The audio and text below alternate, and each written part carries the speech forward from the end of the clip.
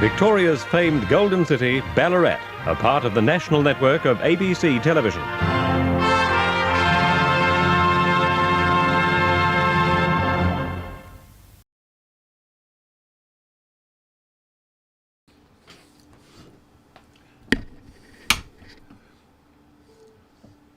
Okay, so I'm just checking that we are all up and running. Yes, so it looks like we are.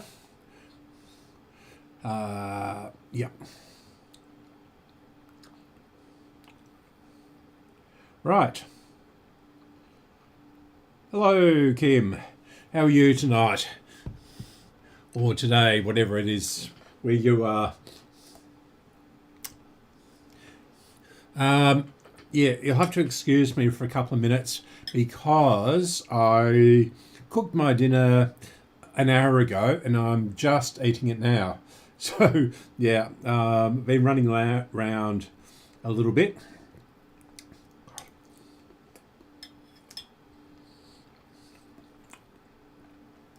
And surprisingly, I haven't had the heating on or anything like that today. And it's been like 20 to 23 degrees in the kitchen and living room. So, yeah, it's very warm for this time of the year here. But here's my dinner. Yeah. So I'll just have one or two more mouthfuls and then I'll introduce you to what we're doing tonight.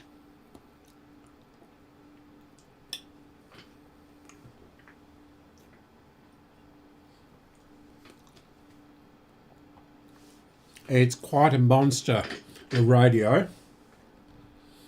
It's what's described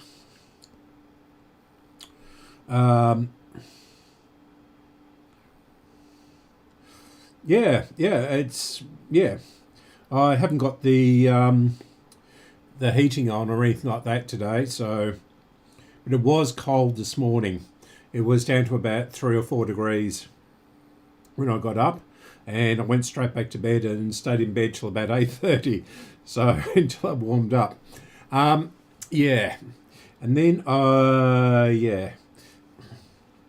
But because the sun's been out and it's been perfectly clear for the last 3 or 4 days, and it looks like it's going to be clear for the rest of the week as well, yeah, we're going to get some very cold nights. They're saying 0 -2 here during the week, so that's overnight, and maybe 10 to 12 degrees during the day. But yeah, it's winter here. It's the middle of winter, and we get these little reports from the water company here every 3 months. It's ostensibly to remind you to pay your bill, but it gives the gives the dam levels, and a couple of them are 100% where it has rained, but in Ballarat it's down to 49% or something like that, which is pretty dire for this time of the year.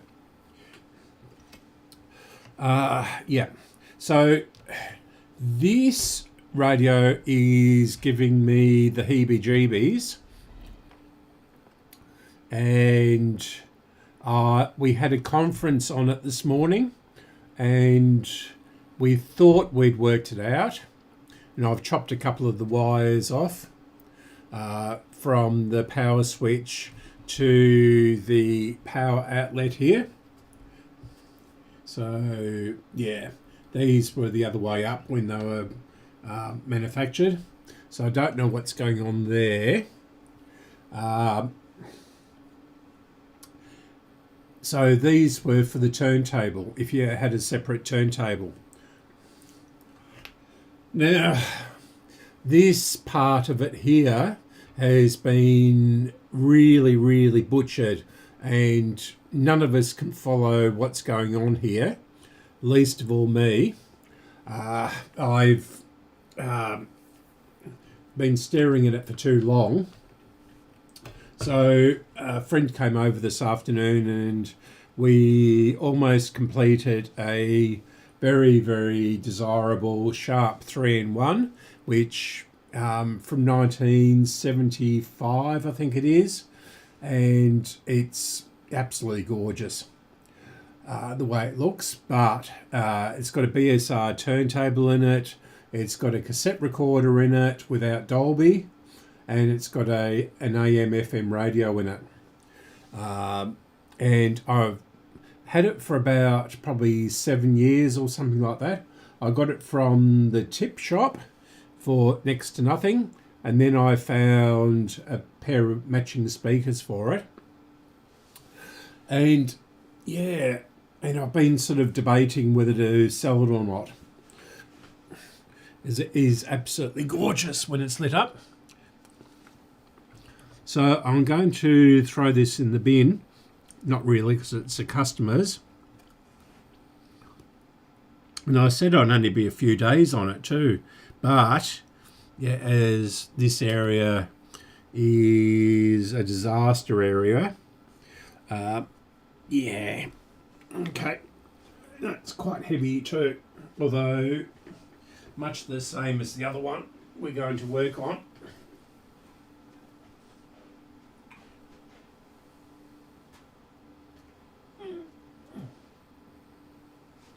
So another friend who lives nearby and is in the radio club, the friend who came this afternoon, he does a lot of electronics, but he's not too familiar with valve sets. And yeah. Have you disappeared, Kim? No, I'm still running, aren't I? Everything seems to be going very smoothly here.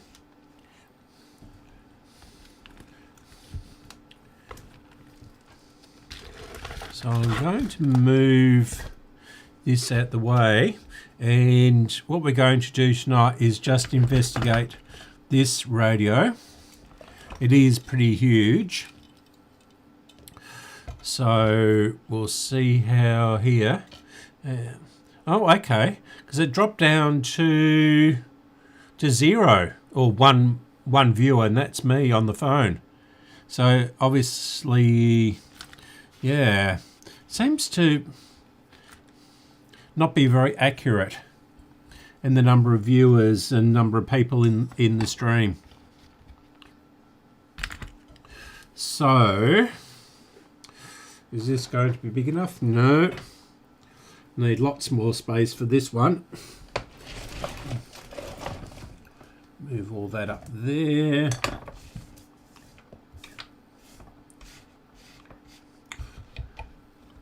So this is a Mullard, and it was called a Town and Country. And then Philips, I'm not quite sure what the pre-war story was with Mullard, whether it is actually a Philips in disguise or what. Yeah, this is a burnt out speaker transformer, so it's not good. It's got an open secondary, I think. So actually I might leave it on the turntable. Now this is one big radio. In fact, I'll show you on the computer. Just have a bit more at my dinner.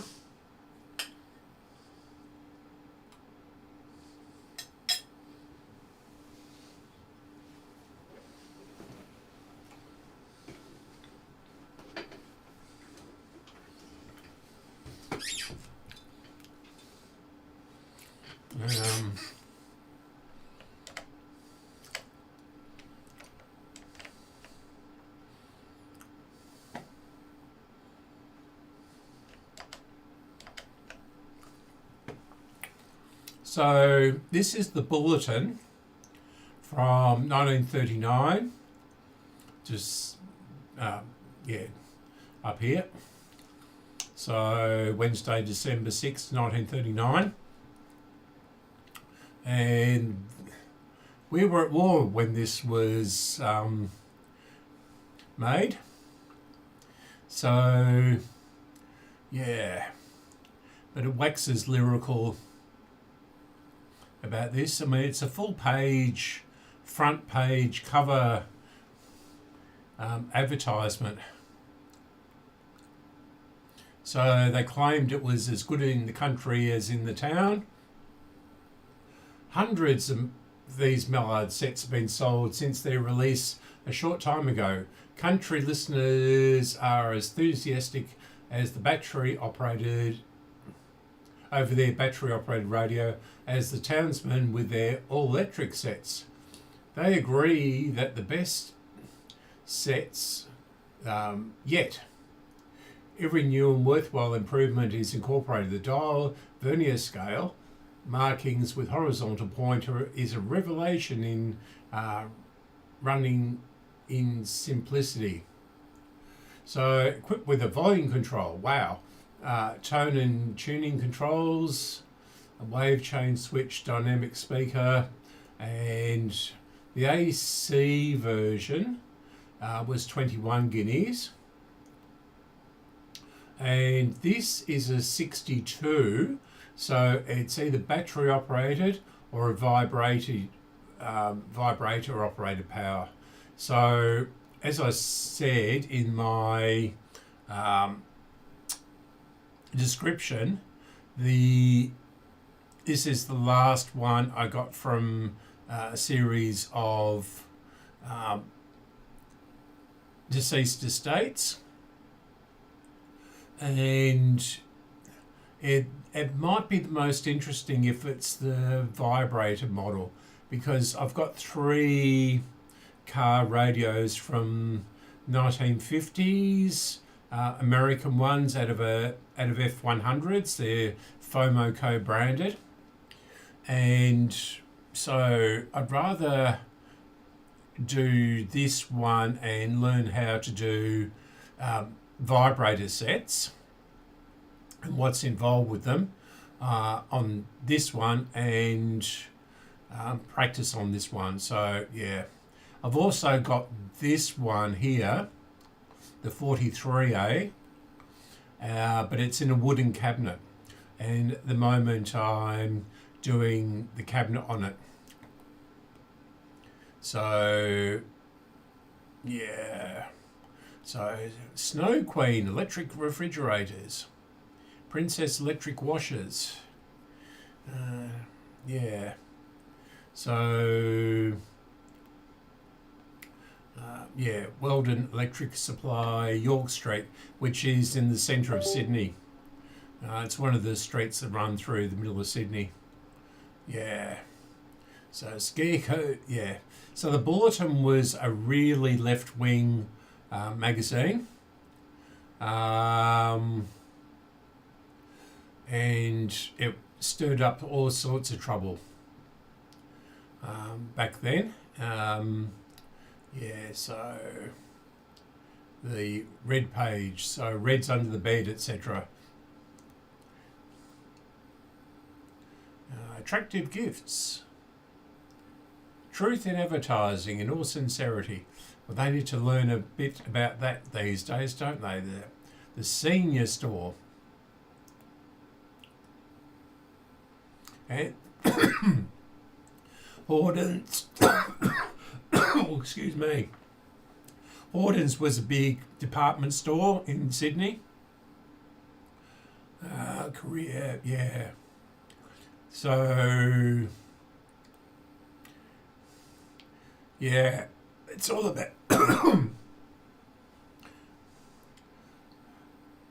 yeah, yeah. So it's all sort of quite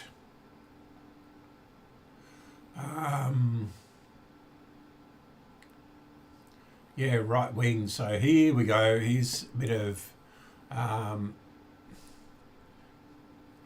patriotism.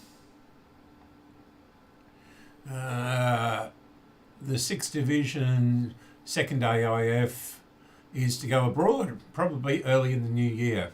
We'll enter the theatre of war in the European spring, etc., etc. It's quite a long magazine, or big magazine, so yeah. So let's have a look at the schematic. Have I still got it up? Now we'll go that. This is the National Library of Australia, and it's a really, really good source of information. They've got not every single printed publication that was ever put out, but they've got a really broad range of and a lot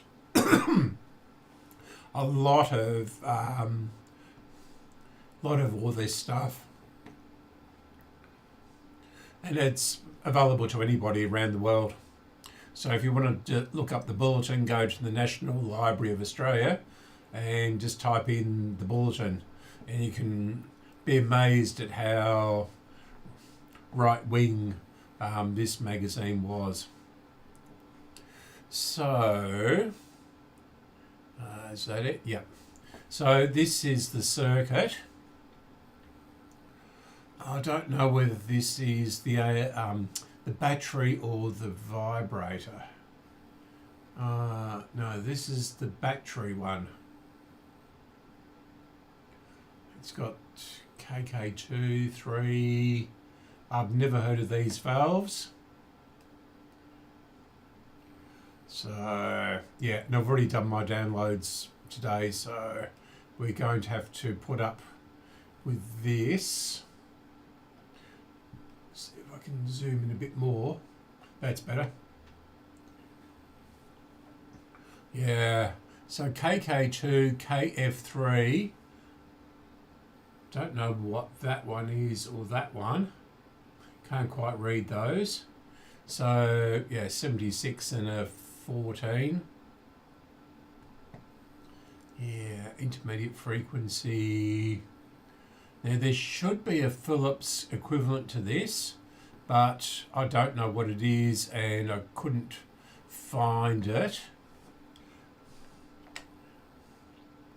in a hurry. So, okay, let's go back to this and I'll bring it up onto the bench and we'll have a bit of a look at it. Yep. I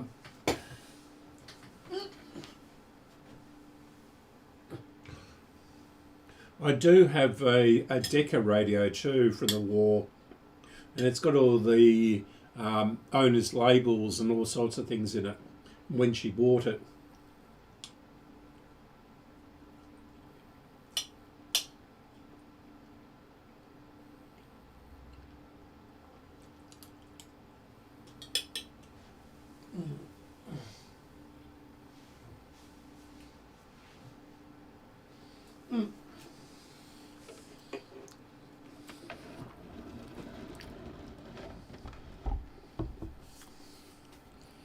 Okay.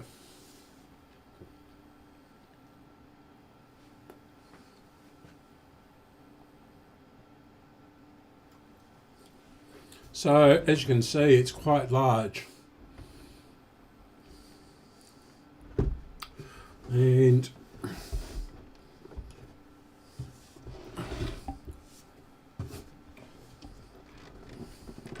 yeah, so and I picked this one up really cheap, as I say, in the deceased estate. I think it might have come from a big deceased estate that I went to up in Bendigo quite a number of years ago now. And yeah, so it doesn't even spin around on the bench. It's that big. Does have a bit of stuff there. That'll polish out though. But otherwise, it's in really nice condition, the cabinet. It's got a bit of damage there, I think. No, that's just glue. Bit of damage there though. Nothing that can't be fixed.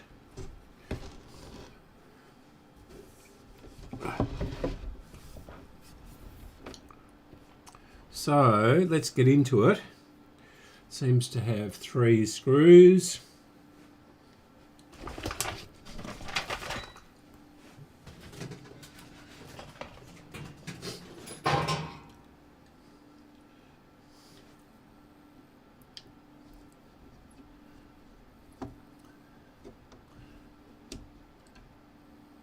Has been sold through the HRSA.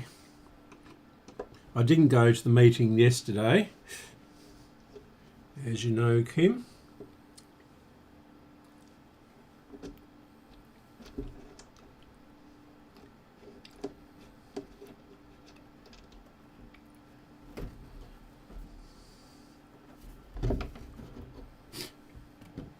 Ooh. Ooh, wow.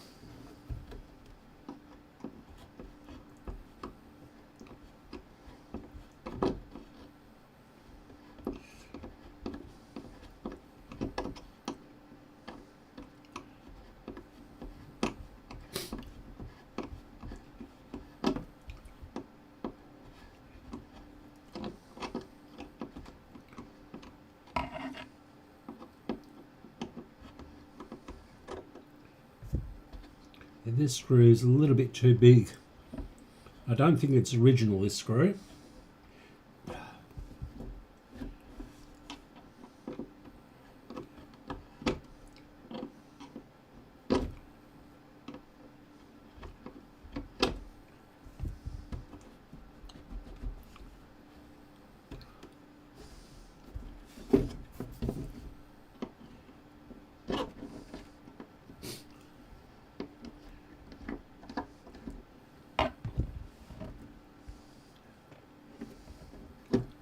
Yeah, that's not an original screw, but it is a slotted screw, so I'll take that. And this is it. Wow.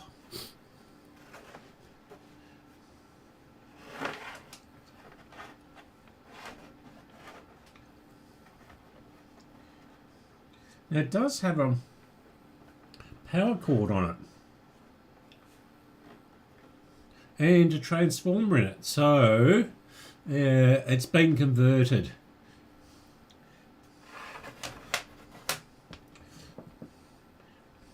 So here's the back, so you can see important to earth it. It's Mullard, Australia.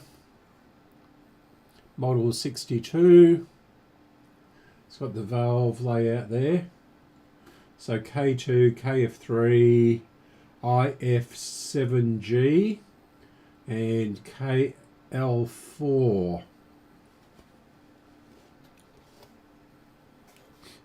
So it would have been the same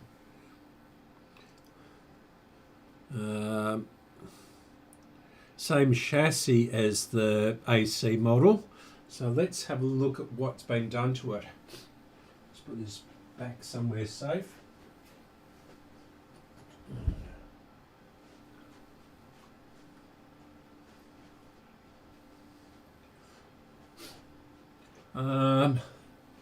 Yeah.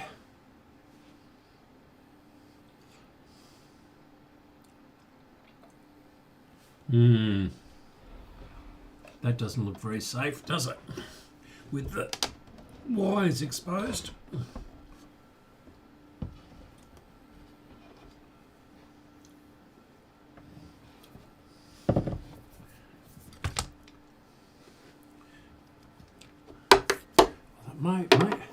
Must have been done a long time ago, although maybe not actually.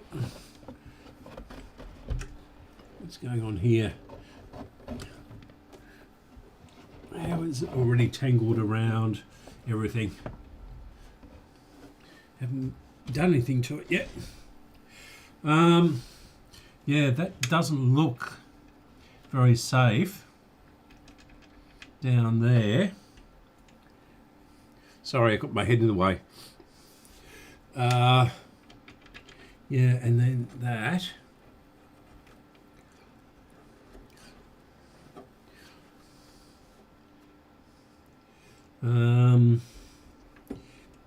This is a 5Y3 or a... Yeah, it's a 5Y3.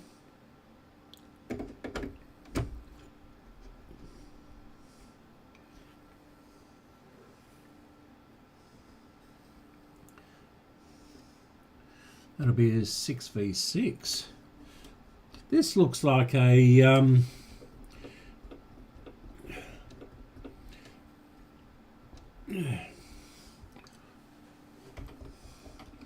looks like an AC model actually. KK2, but it's got the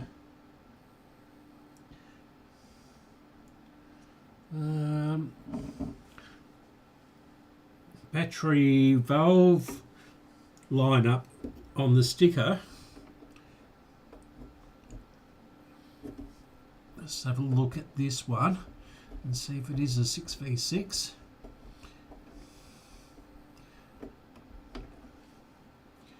No, it's a 6. Oh yeah, it's a 6V6.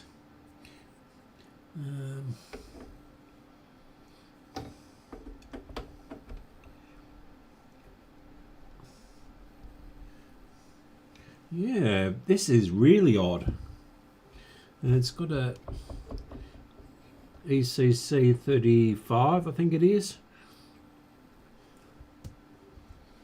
Over here. I can get the cap wire off. Sorry, my head's in the way again. But it's quite a big radio, and yeah.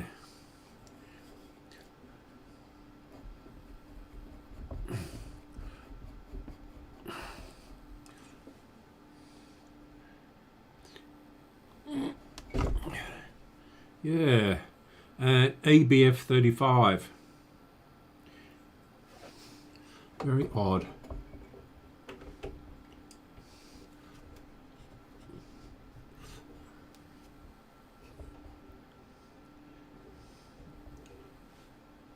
Yeah, interesting. I'll go and get a damp cloth or something and clean this off. It's pretty filthy. Yeah. Okay. Back in a moment.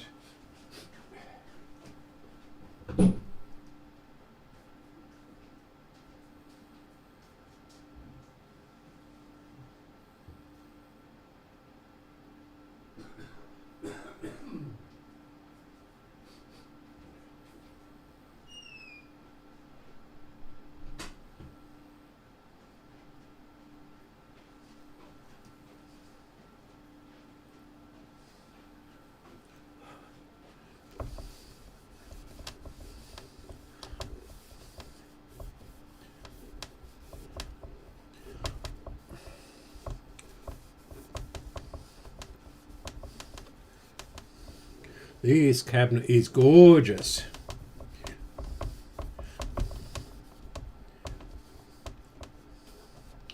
Wow.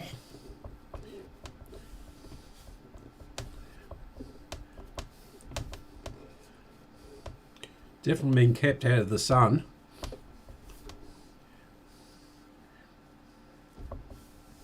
If I can polish it up and make it look like this, it's worth $1 million. Not really.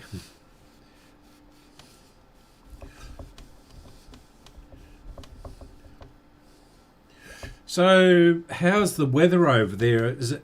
I hear it's still hot.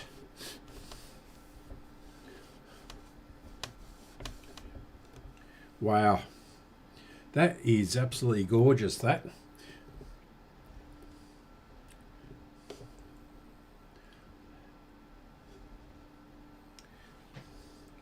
Yeah, so we'll just wipe some of this dust off. Yeah, there was a semi-farm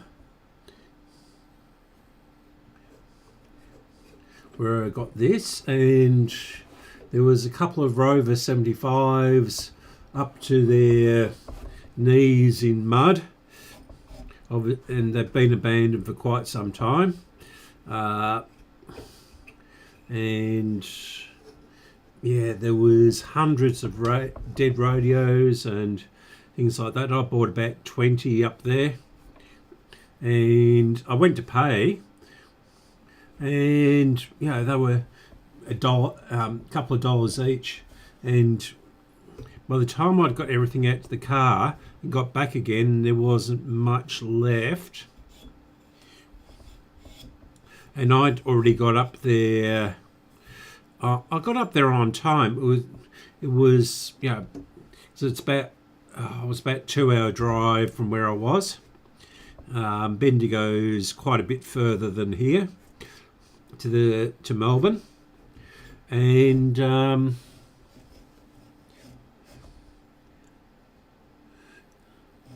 oh, okay. Well, that's nice. That's the sort of temperatures I like, 15 to 20 degrees. That is my type of temperature.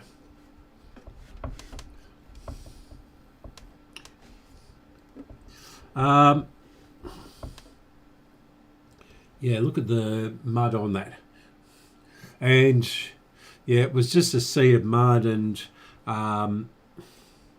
there was stuff lying around in the mud and everything like that.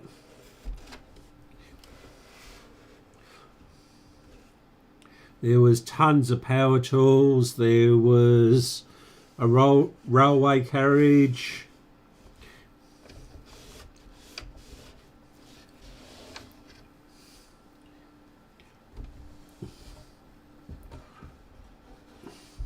There was 3 houses on the property, and they were all falling down, and an enormous shed. Must have taken them days or weeks to organise it. And I was quite surprised they actually had bank transfers, you know, the FPOS, electronic funds transfer, where you know, they could take your credit card or your debit card. So I'll just put this somewhere. Actually, I'll clean off that as well. Yeah, it's got the wire type tuning. I'm going to turn this on, I think, very, very, very carefully, mind you.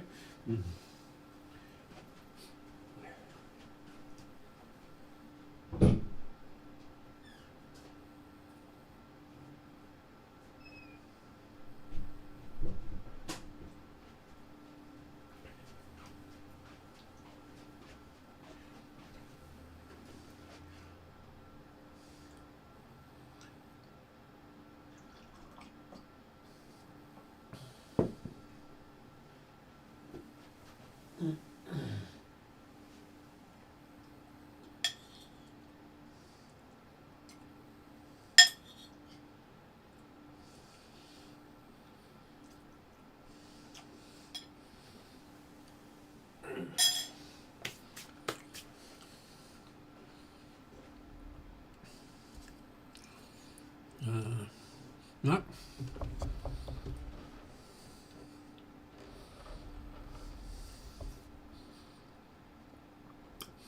Right.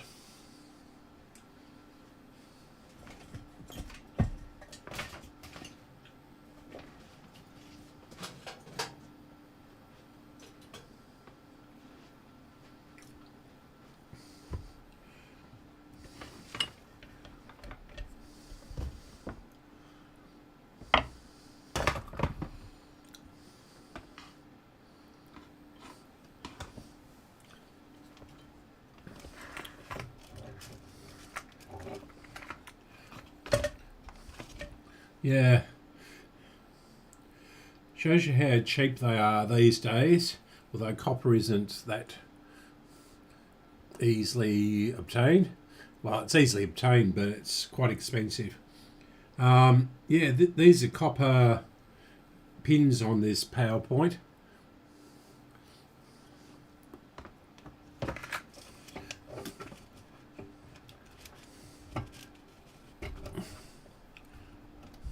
Again, sorry for getting in the way, but needs must. And here's another one. What is this? JJ Hole Proprietary Limited, Australia. So there's a lot of companies making these PowerPoint plugs.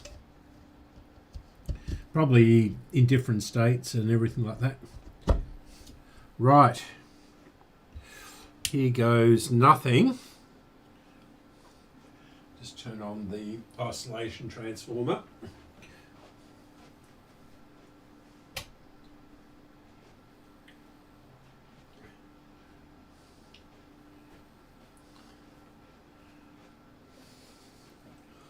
Yeah.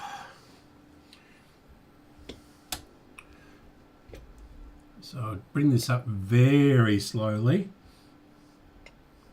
So 40. So it's on 40 volts. We'll leave that there for a couple of minutes.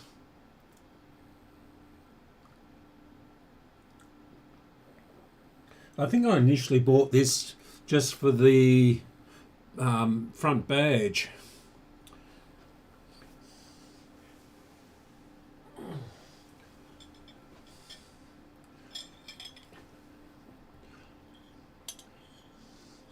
Yes, it certainly will be a good, beautiful radio. It's way too big for my purposes though. I've got quite a few of the big Philips ones. And the one I'm going to keep out of the lot of them is one with a magic eye in it. It was made in 1940 or something like that. There was a couple of parts stamped 1940. Just before they stopped production and then moved everything across to the war effort.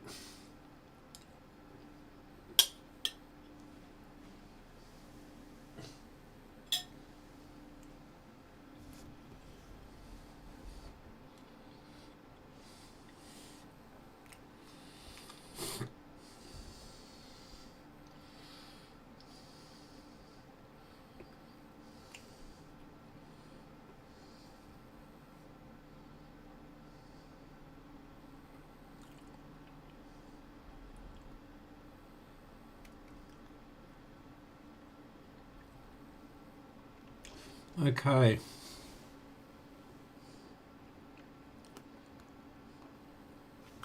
So there's no markings on the front.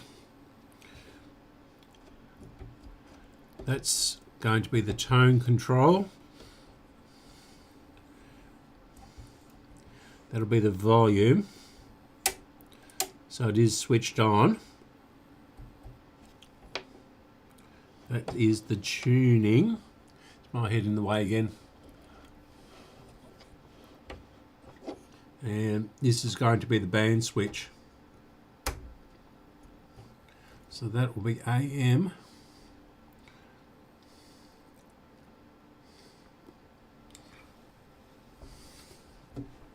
So we'll bring it up a little bit further. Don't have any activity or anything like that yet. So that's 40 volts. We'll bring it up to 80 very slowly. Expecting things to go bang here.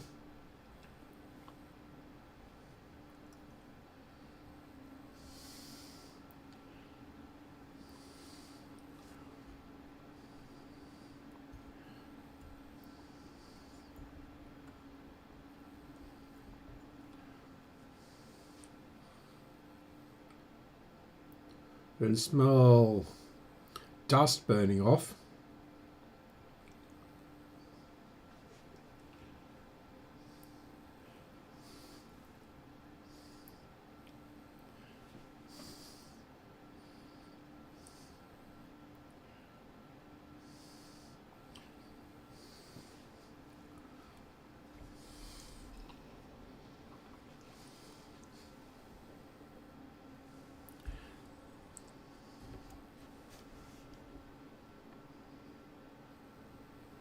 Nothing yet.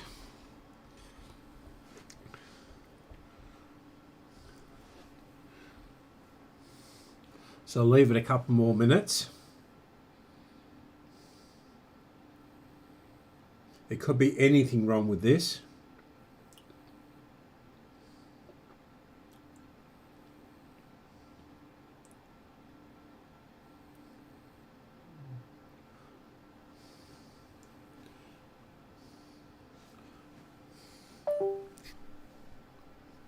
Bring it up to 100 volts.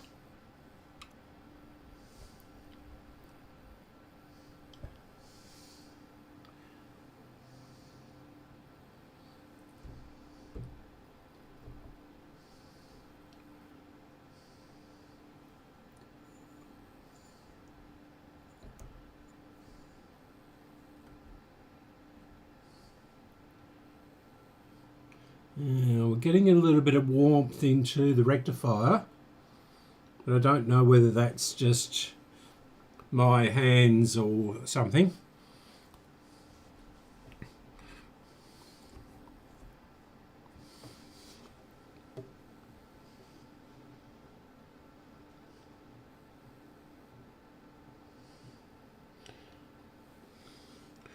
I think I can just hear a very, very faint hum, but it could be my imagination.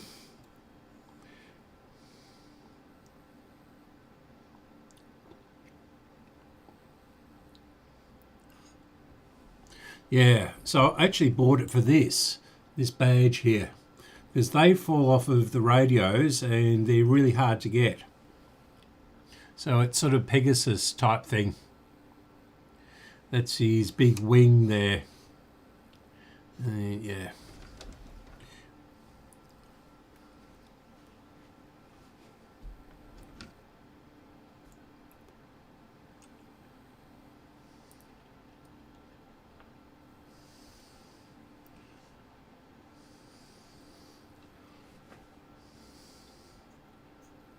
Oh yeah, the rectifier is definitely getting warm. And even the 6V6, the output tube. So bring it up a little bit more to 120.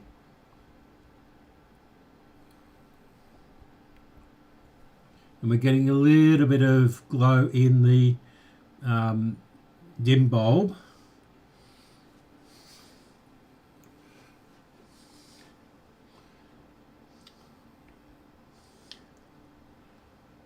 Yeah, down here. So that is actually getting quite warm.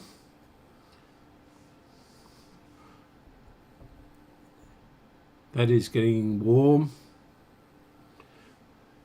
Sort of flashing and then going down again and then coming bright again.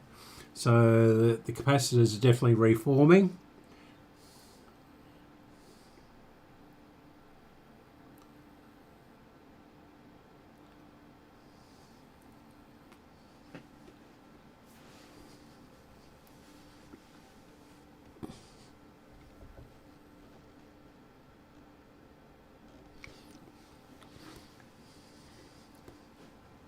I can hear a slight hum from the speaker.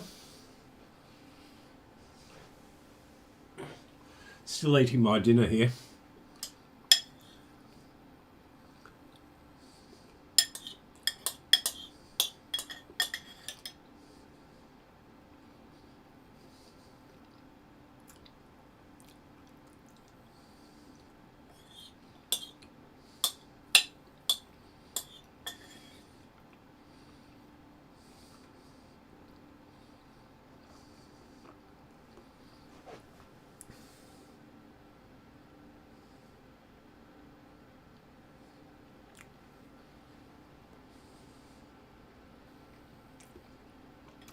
The output transformer down here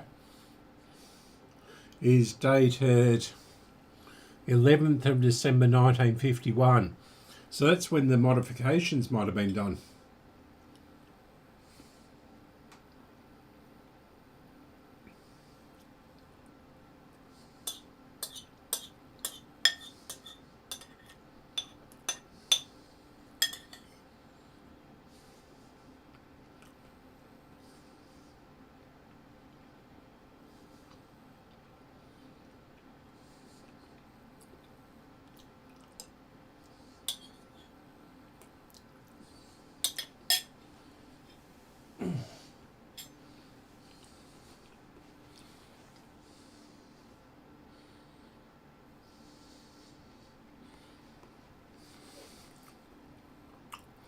Yeah.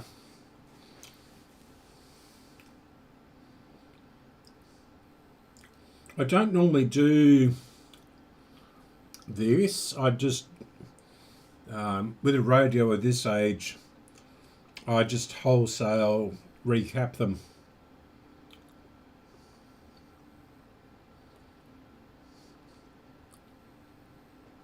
But I want to see if this actually works.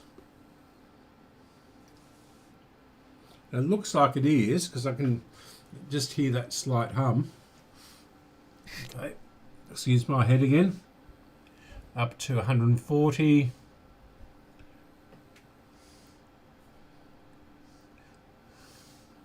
So we're getting quite a glow on the dim bulb. You can see that just.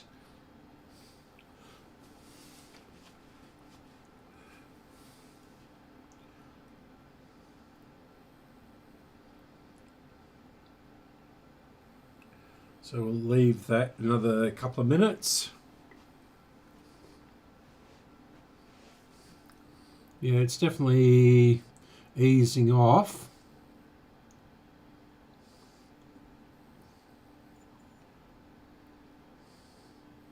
.5Y3 is getting quite warm. So is the 6V6.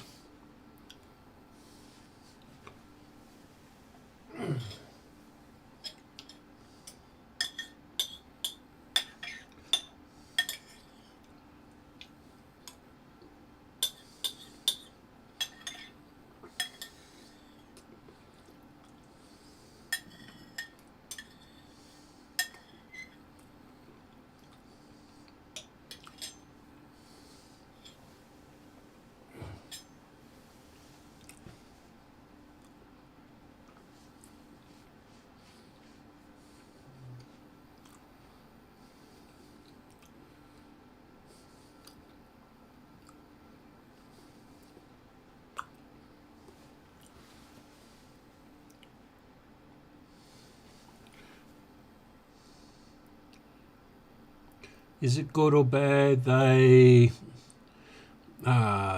what's that? Can't read that. The big heart is in the way. Go over here. Oh, the modifications, yeah. I don't know until I have a good look at it. It sounds like it's working. And all it needs is a recap and restoring. So I don't think they modified it as such, because there was an AC version of this.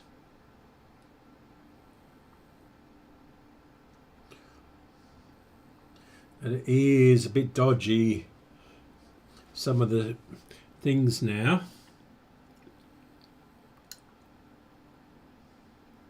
I mean, it looks like it's been done properly. The transformer is in there properly. Well, as much as you can. It's bolted to the side brace here.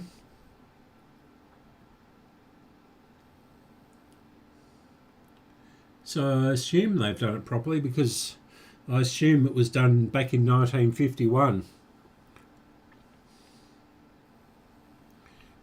Let's go up another 20 volts. So we're 180 now.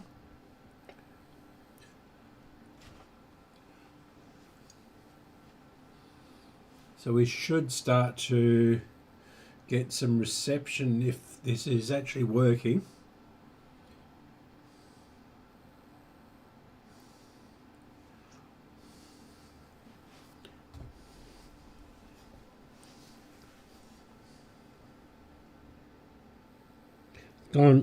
It's gone silent.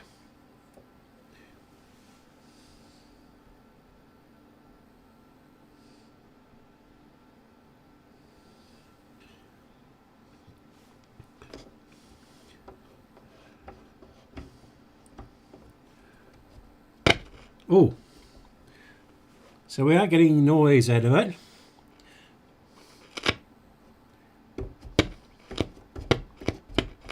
So the amplifier is working.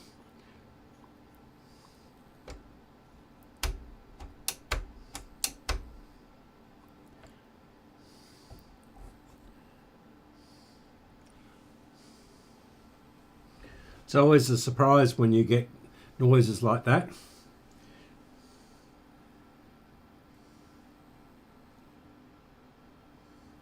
So I'll put an antenna on it. We're not going to get very good reception because of all the equipment running.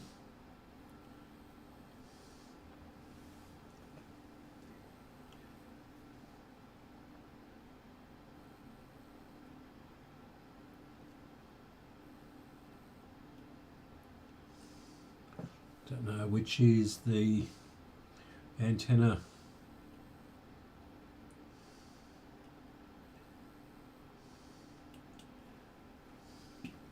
I think the front end is dead.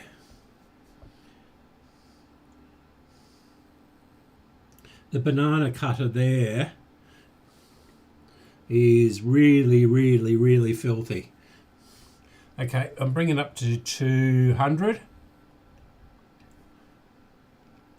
And we've still got a glow here, but it's not disastrously bad and is easing off. I've had much brighter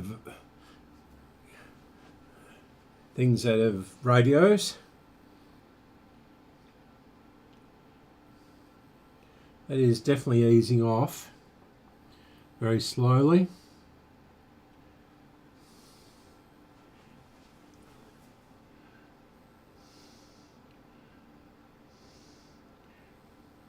Yeah.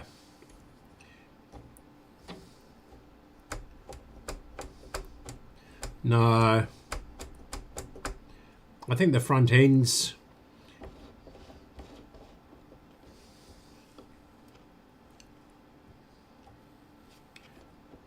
it should work about now.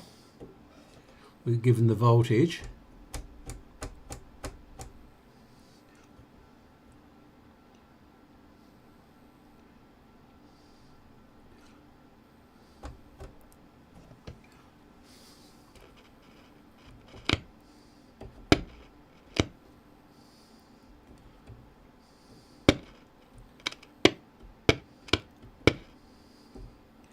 I don't like that sound. So it's sort of going click and then poof, and it's sort of sighing after it. Okay.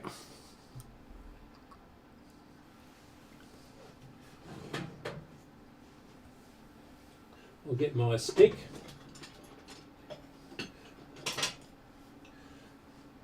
And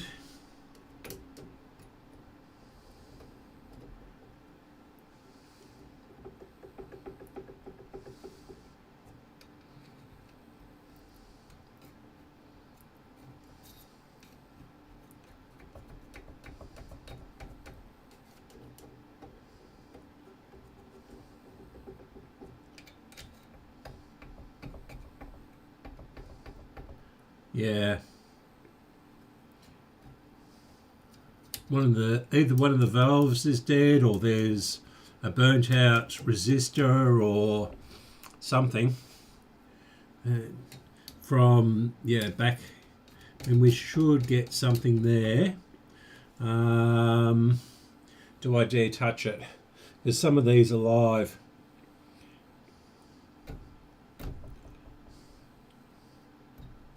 Yeah, there's nothing there. So we're not getting past here. And that's the 6V6 output valve, and that's the rectifier there. So it's something here back. This valve might be dead.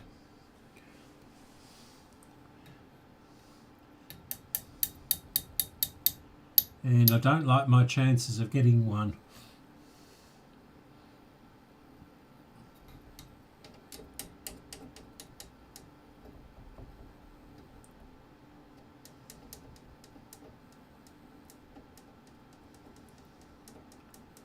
Can't tell whether that's noise from moving the valve or some sort of reception. Yeah. No. Okay. We'll go up to 220. I assume they put a 240 volt transformer in it.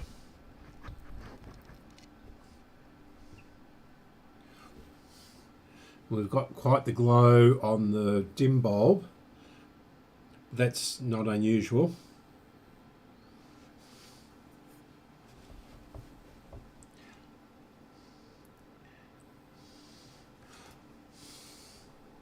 It's funny, I can't hear any hum or anything.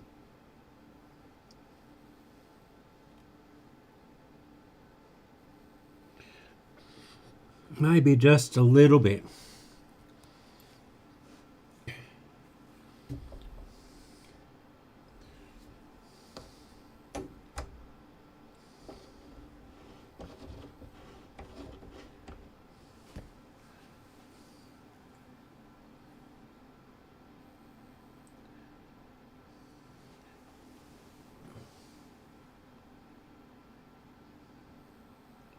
Yeah. Interesting how they've done the trimmers down here. They're in a group of 3 on a phenolic plate. Okay, let's turn it off.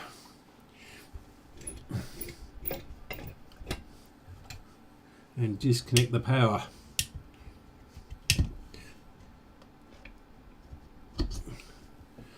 Okay. Well, yeah, not a total disaster, is it?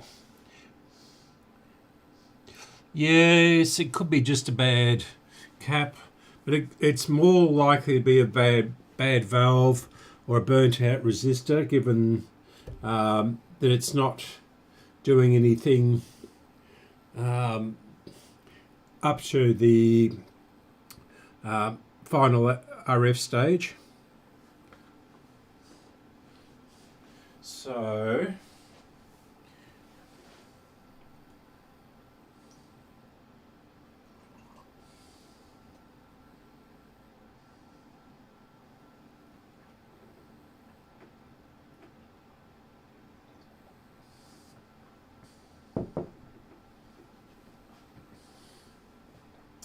So let's get it out of its cabinet. And this is going to be fun and games.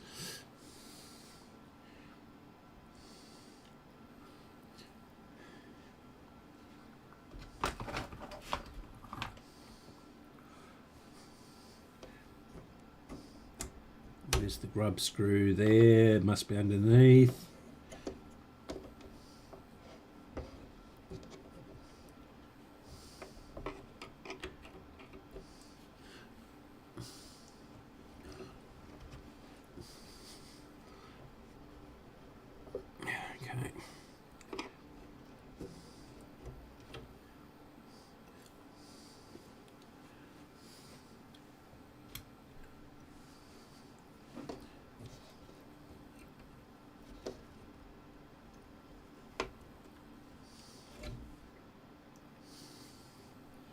We think amazing.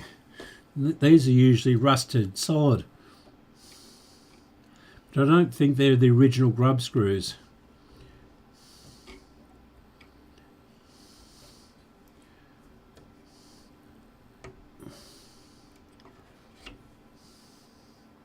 That one's definitely not. Now where's this one? Is that it there? Yeah.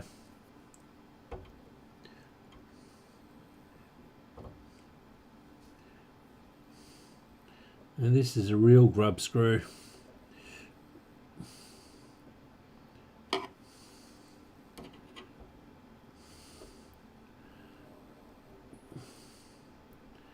this one is going to be particularly difficult, I think.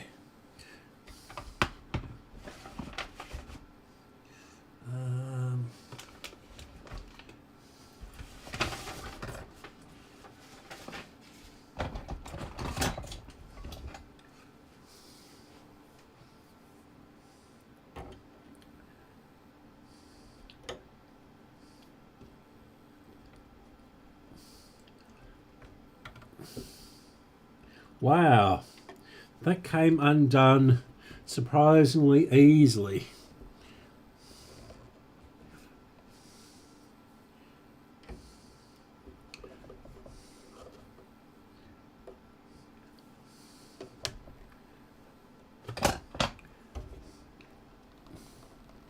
Getting it off the shaft.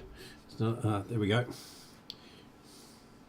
So yeah, this has got the original grub screw in it, and yeah, this one hasn't. Oh, wrong camera. Yeah, so this is the original one, and it sort of goes flush with that, and then yeah.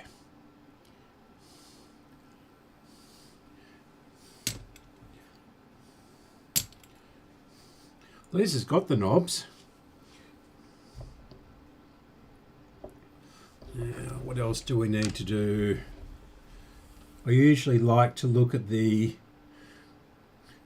instructions with these Phillips sets. Now, this one looks fairly straightforward. Yeah, there's paint spots on there. That's going to polish it really nicely. Yeah, and it's quite shiny already, isn't it?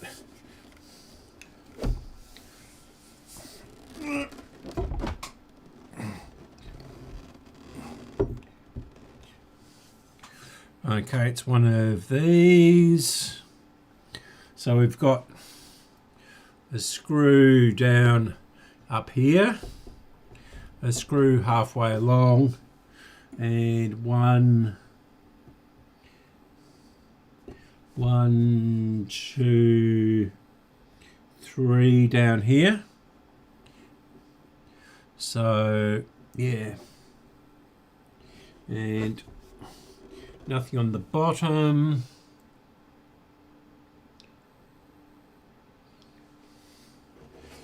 Yeah, doesn't look like it's been touched underneath.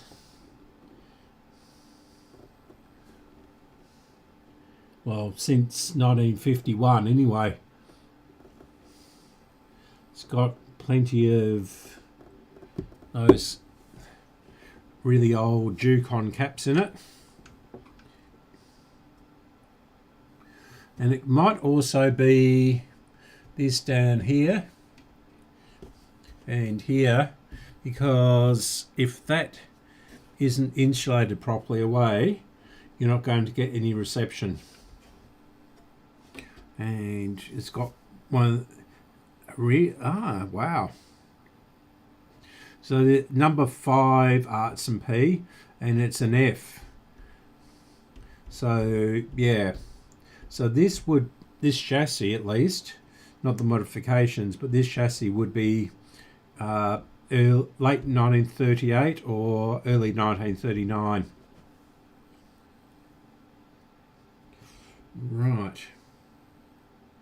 Now where is my long screwdriver?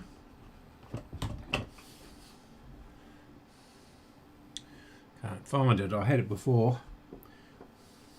Oh, I see it. May not be big enough. Turn the screws. I do have a longer one out in the garage, but I'm not going out there. It's turning, fortunately.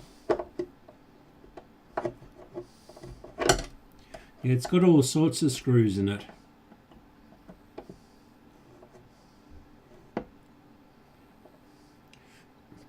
And I don't think it's a Phillips transformer.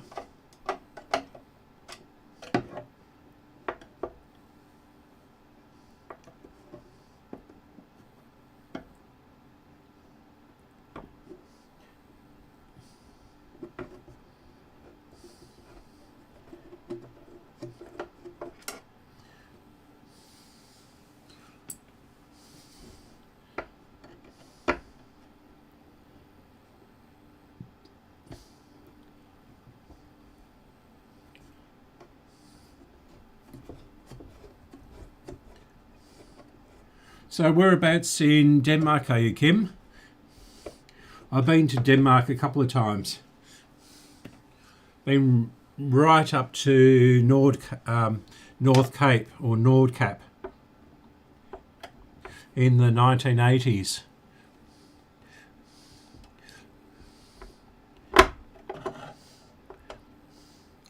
Yeah, it's not. These aren't hard once you know what they're doing. These Philips sets. You just got to get your head around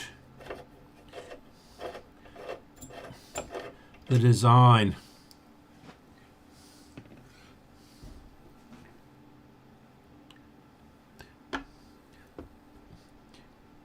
And of course there's always one, isn't there? It should have a lot more screws in it.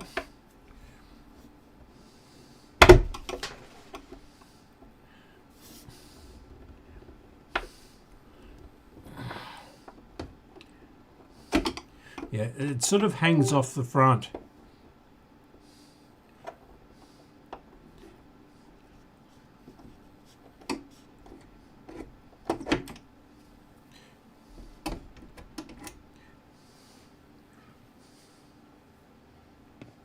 Now, we don't need to take the speaker out. It all comes out in one big unit with any luck. Yep. Okay.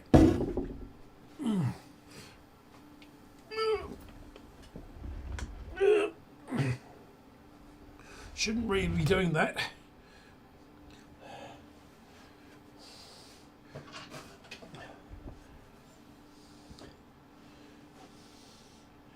Right, so this is the cabinet. I'm sure there's a Philips version of this. So grind, because it's all the muck. Yeah.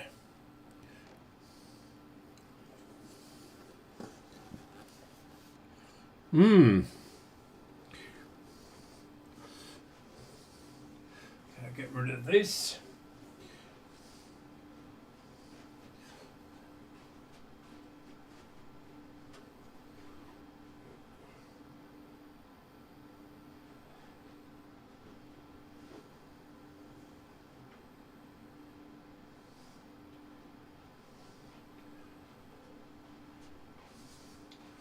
Yeah.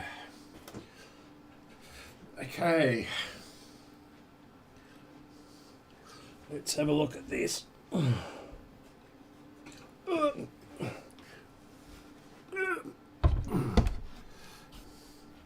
Yeah. So, I don't know where you can see that.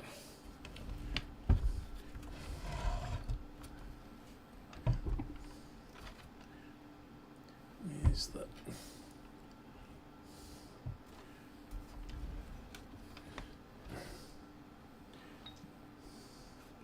Yeah, so that's the date there. You won't be able to read that. 11th of December 1951. And there's another date here. 13th of something or other, 1953. I don't know when this was modified then. Has to be modified because it's got the 62 sticker on it as opposed to the 61. So it was either a battery or a vibrator set. Should I do it the other way up? This is really awkward. As you can see, yeah, wow, look at all the muck on these switches. I think that'll be the first thing we do. Surprisingly, there's no spiders or anything in here. You often get a lot of spider webs or dead mice or yeah. Yeah, and I've had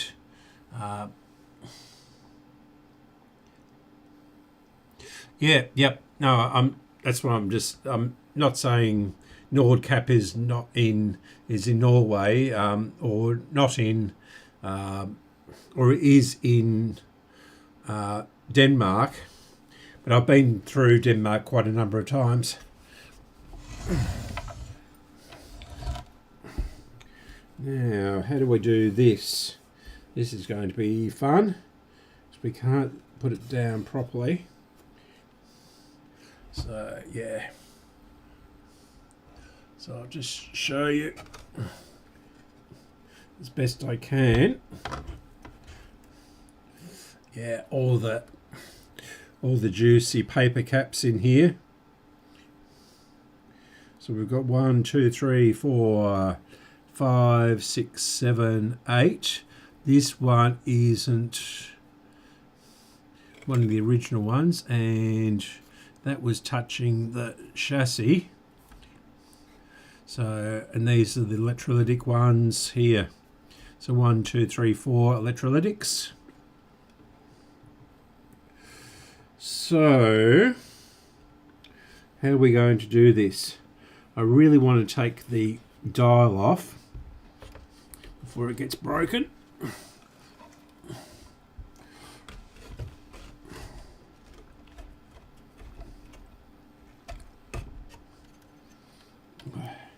Really stinks of dust.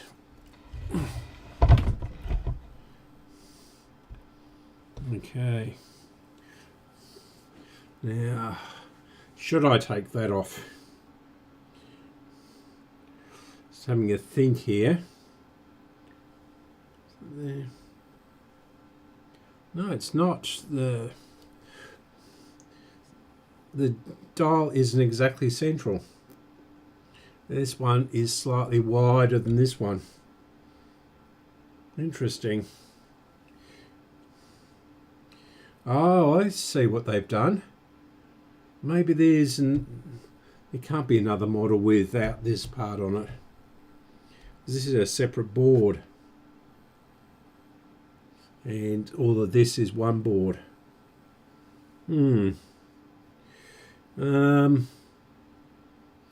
Yeah. I can take the speaker board off. Oh, actually, I can take that whole bracket off there and take all that off, but that is going to be a bit of, and then I'd have to disconnect all the dial too, and I don't want to touch this dial unless absolutely necessary. It's got a very, very thin cable inside it, and yeah, they snap. I have done a couple successfully now. In fact, I did one earlier in the year. It's a Philips, I can't remember what model it is. It's from the same era. Yeah, it looks like this has been changed, because that's definitely not factory. And there's a coil in there too, which is odd. Never seen that before.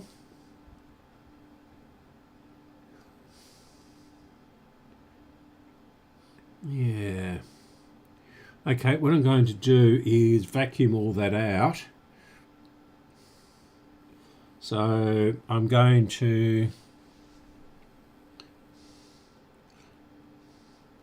yeah, it's not as bad as some I've seen.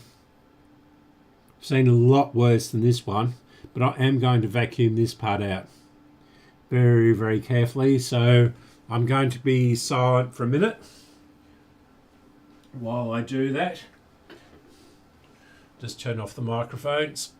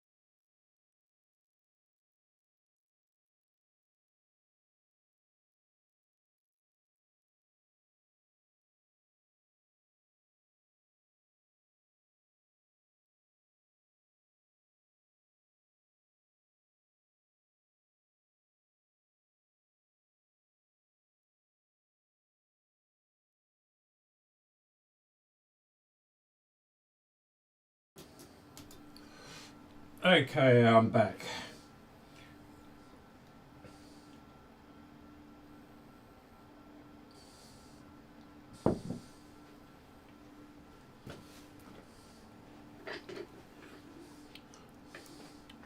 Right.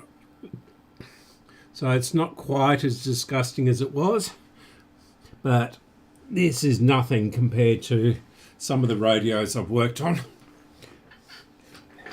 Even that HMV I showed you before, which is really, really perplexing, and has got us all stumped how they've rewired it. That was much filthier than this.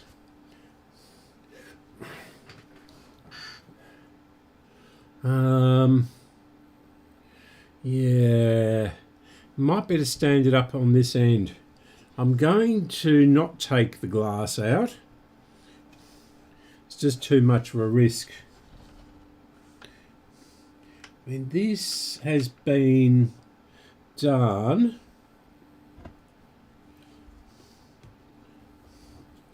This cord has been done since the late 1970s, I think. Because it's got the blue and the brown, and we used to have black and red.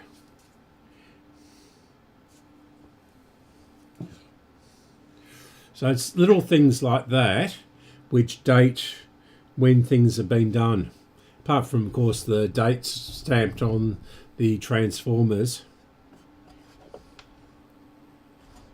Yeah, I can't really take this off because the transformer has been mounted there. It's a thing there.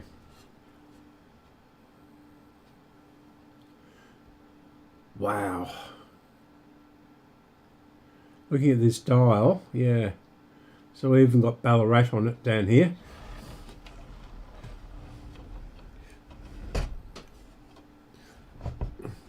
Which is where I'm from. So Ballarat is down there. So that'd be 3BA. I found some more tapes of 3BA too, the radio station. And quite a long tape. I think I recorded it. Now, I did record that. So it's got 3KZ on it. You wouldn't really know. I'm going to try and do this. A great risk to the dial. That is not going to sit there. I don't know if I can prop it up with something. No.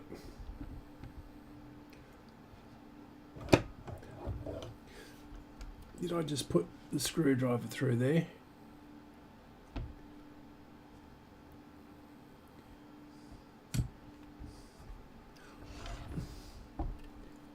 No, don't think so.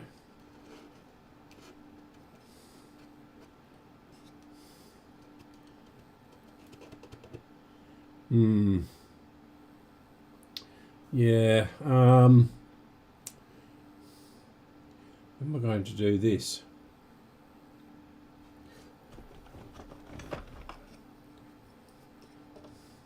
Is that going to hold it up? No, it's going to roll around, isn't it?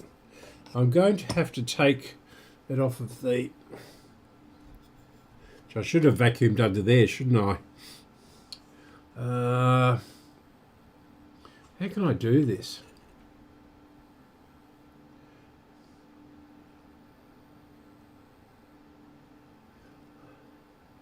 Just looking... Normally I take all of the frame off that supports the speaker and the dial and everything. Because then you can put pieces of wood and everything like that there. I just wonder, are they going to be too long? What I might do, actually, just thinking about it, is I've got a couple of really big blocks of cypress offcuts from when I built my bench many decades ago, and I always use it for turntables and things. Yeah, okay, be back in a moment.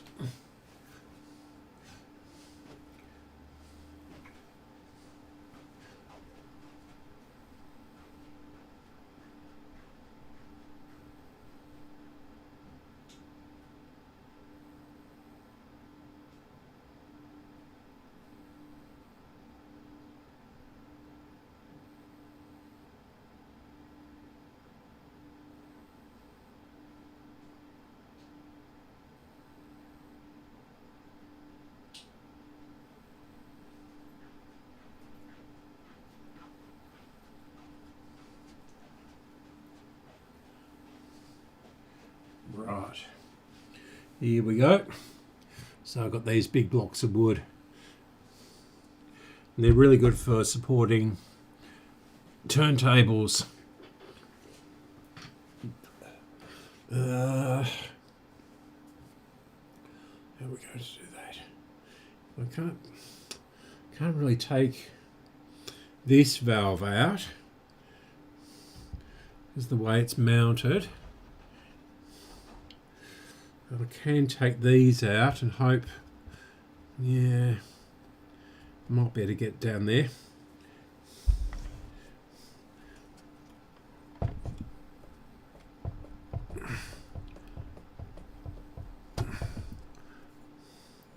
So that's the 5Y3.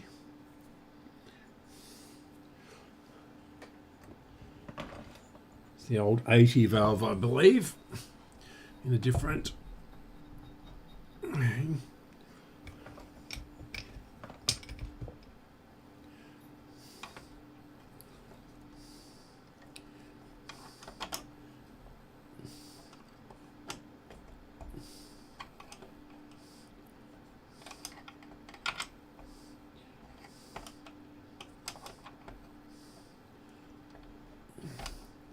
So that's the 6V6.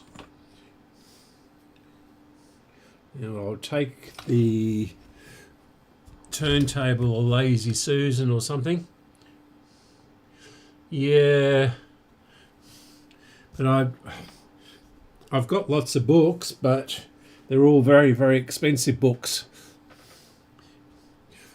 All photography books and graphic design books and things like that. So I was a graphic designer and a photographer.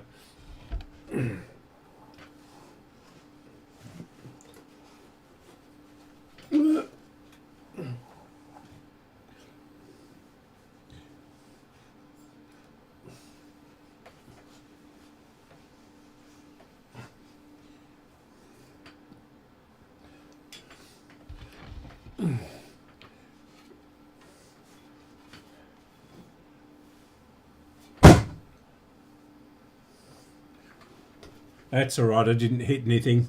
It was just the ball bearings in it.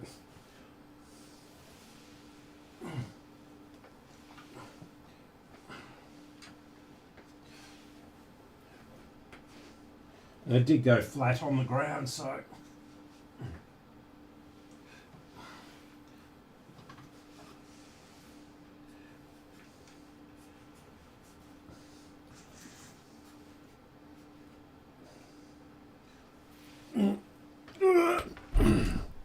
Shouldn't do this sitting down.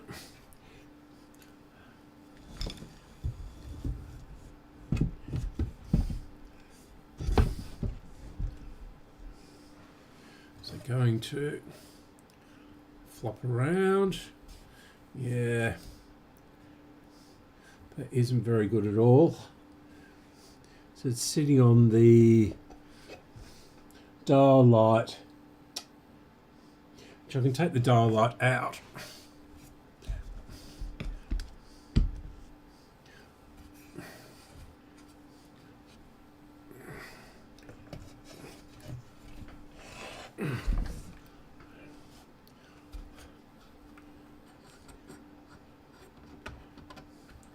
Somewhere or another.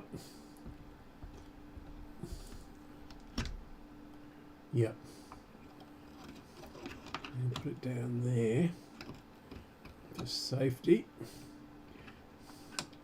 That is, we'll check that afterwards. Still not going to sit particularly flat on the top of it, but it should be better than it was.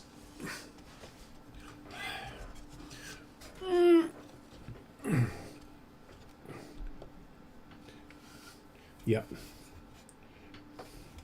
And we might even get that, no, just that little bit too much there. I'll put that there.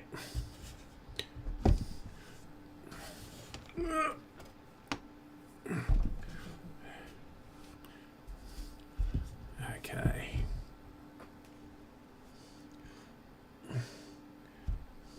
Is that going to support it? That's better.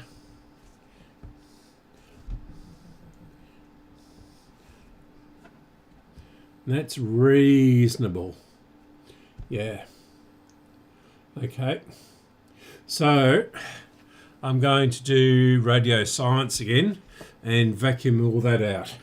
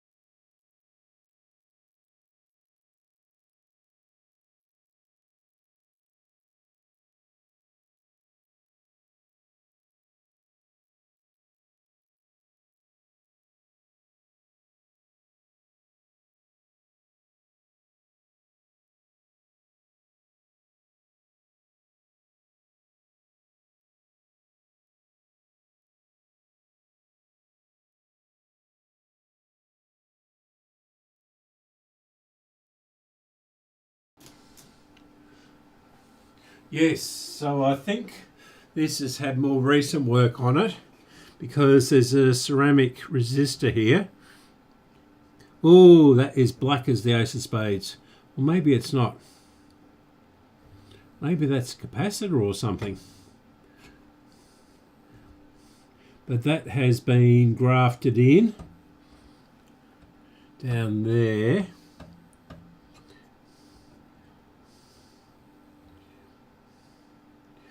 This is probably original, being a Technico. Horrible things. At least it's got the paper around it so we can read it. That looks original. I think that's original. But probably not, given that it's... Oh, no, it's not original. That won't be either. Oh, there's another cap down there. So we've got 1, 2, 3, 4, 5, 6, 7, 8 paper caps, and the 4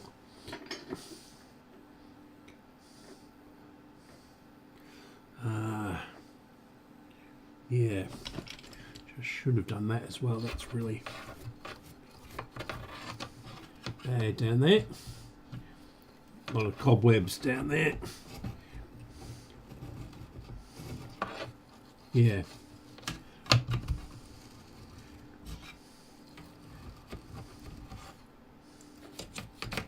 Yeah. It's touch and go whether this needs to come off the front, or the front needs to come off.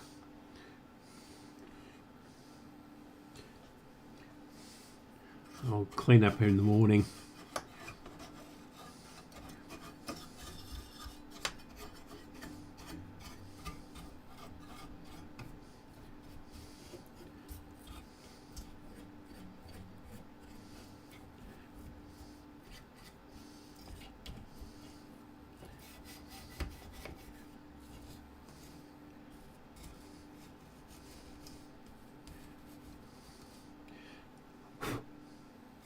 Yeah. Okay. Let's get recapping, I guess.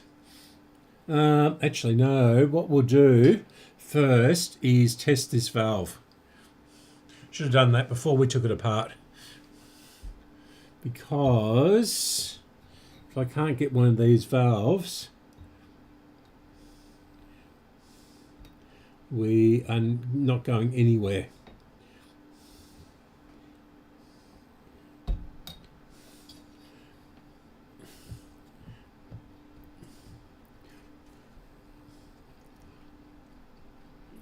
This is going to be hard to get out, and it should have a shield over it actually, if it's the original valve, which I doubt it is. Okay, here it comes. There we go. It is the 6B6. I think this has been modified to the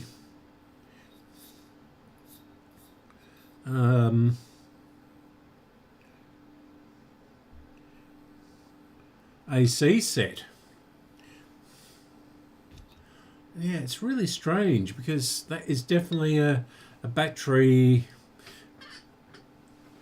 or vibrator sticker on it. So 6B6.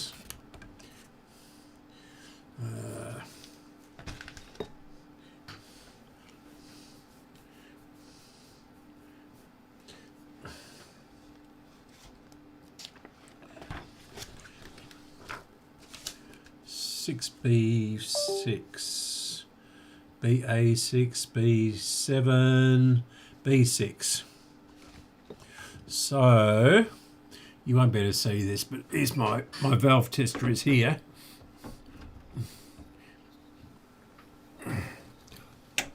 And I'm going to get in the way of the camera again, aren't I?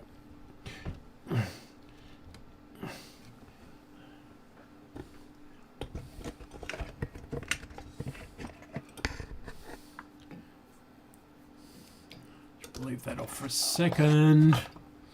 So we need to do the first one is nothing. F1, F1, F1,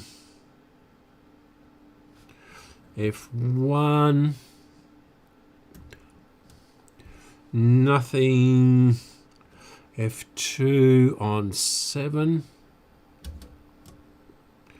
and E on 10, and 3 volt, merit 3, 6.3, and 40 on the range. And I should really be, so that's pretty strong, stable there. So, I wonder if I can get the, is that going to show if I bring the other camera over? Not quite. Okay. Here goes. And we'll let it warm up. Put the cap on. And we'll press and see. Dead as a doornail. Completely dead. Not a sausage. Absolutely nothing.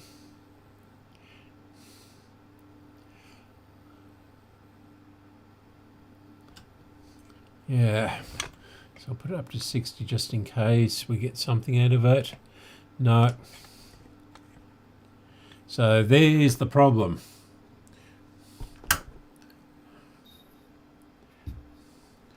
I don't think we've got any filaments in this one. So this valve is dead.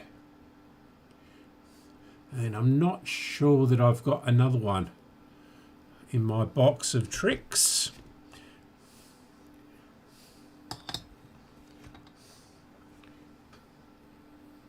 Yeah, it's definitely been modified to the AC version, which is sort of unusual, but I guess just after the war people didn't have much money and they would rather do that, modify, than buy a whole new radio. Okay, I'll have a look in my box.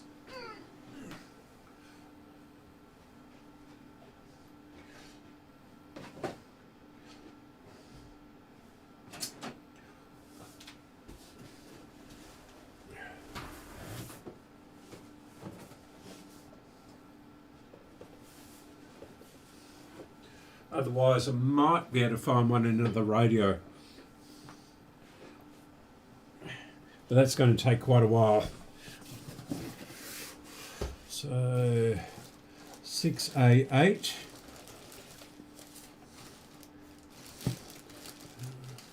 Six B8. Is it a B8 or a B6? Might have got that wrong actually. No, it is a B. Is a B8. Ah, let's try that again. 6B8. Ah, that's a different kettle of fish.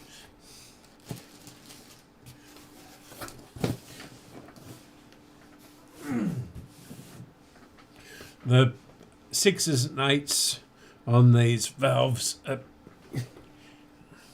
not clear, and especially when it's, although it does look like a 6. No, it's an 8. It's definitely an 8.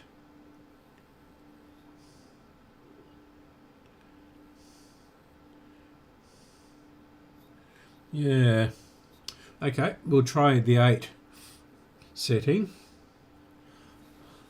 So there's 6B6s, 7s, 8s, and I think 10 and 12s.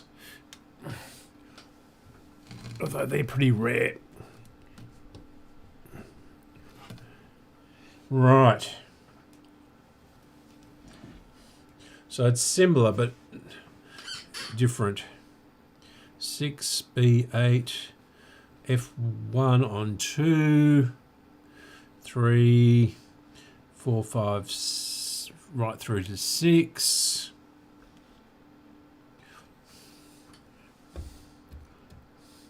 So 7 is F2, 8 is F1, and 10 is E. This is the first section of it.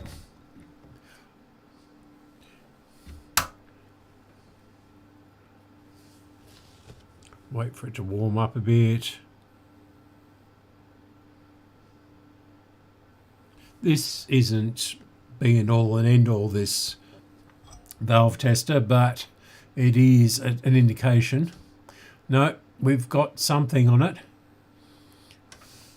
What's the voltage? 50. So I'll bring that up to 50. It's very, very weak. And it's well and truly in the replace area. It's coming up a little bit. No, it needs, that says replace. So we put E on 5 now. And 10 becomes 1. And that's 40. Yeah, that's even weaker. It's hardly moving at all. And 4 is E. And 5 is F1. Yeah, that's a very, very sick valve.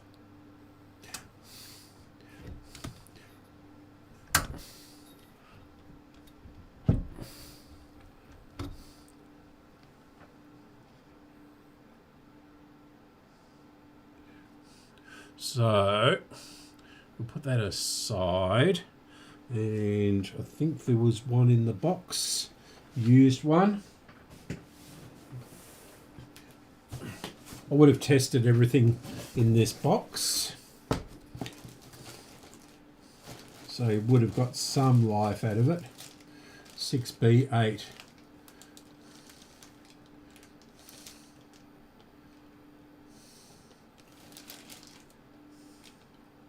Yeah, 17.552. Wow. So I've got this. Don't think I've got any new ones, but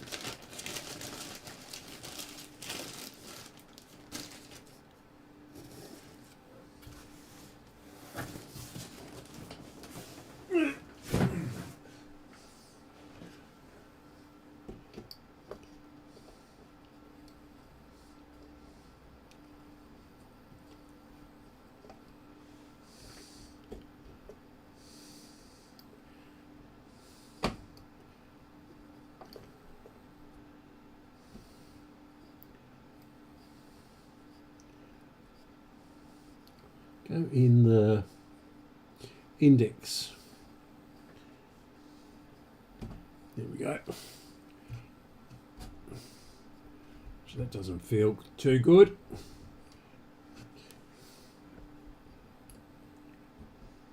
All right, let's try it again.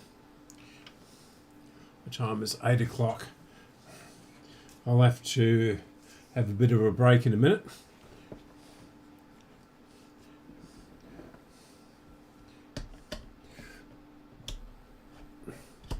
You guys can run off to the toilet and nick out without me knowing, but you know when I go. Right.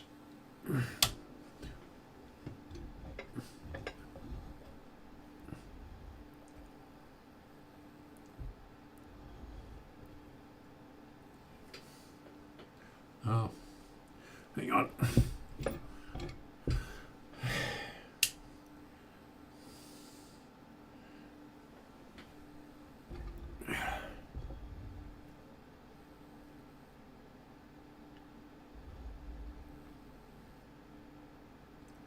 Here comes our hum.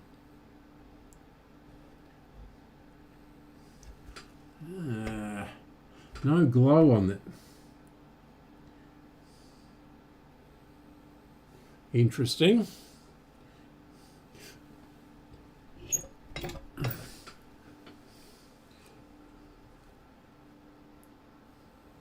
And is on.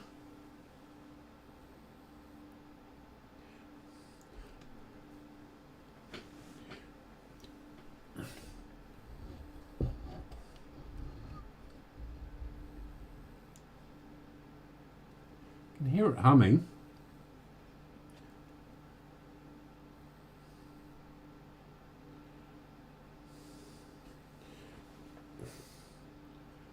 There's no glow in the dim bulb.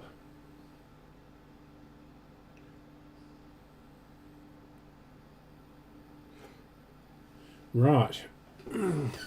Time for the multimeter, methinks. So we'll see if we've got any voltage on the globe. Oh, the globe's not going. Oh, yes, it might. Yeah, it's 2 wires there. So we're on AC.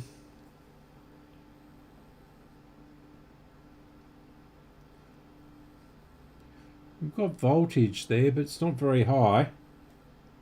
It's only less than 1 volt.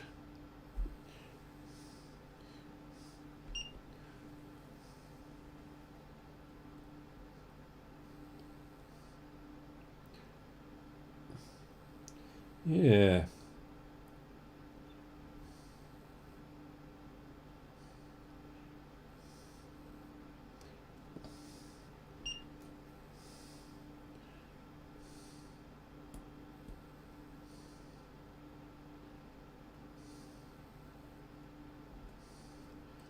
Trying to see if I can get a better connection on this wire. Yeah, less than 1, or just over 1 volt. That's interesting.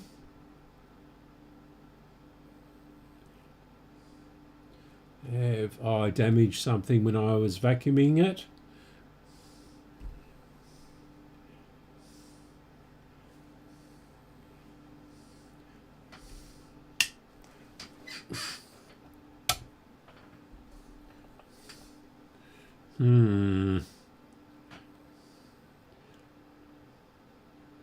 All right. Let's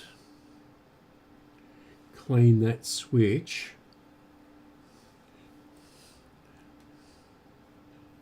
Oh yes, I did, didn't I? Yeah, remove the rectifier. There's your problem. Thanks for that. Yeah. How am I going to do this? Can I safely lay it down on its face? If I put the cloth there.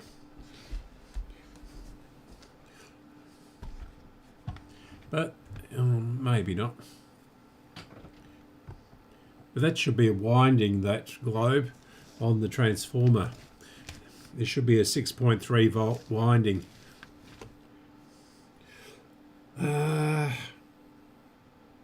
Yep.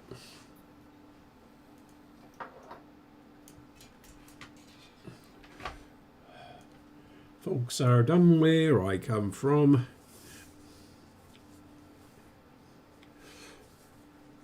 I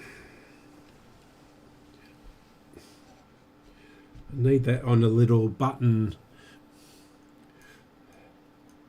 with an MP3 player which only has, you know, enough memory for about 10 seconds in it. I'll plug that. Don't trust these sets.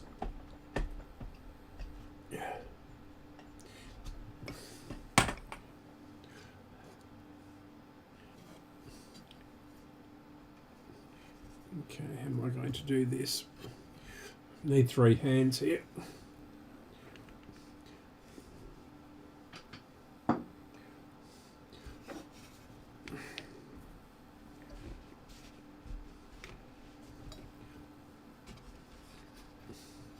Don't like doing this. This is a big risk of breaking the glass.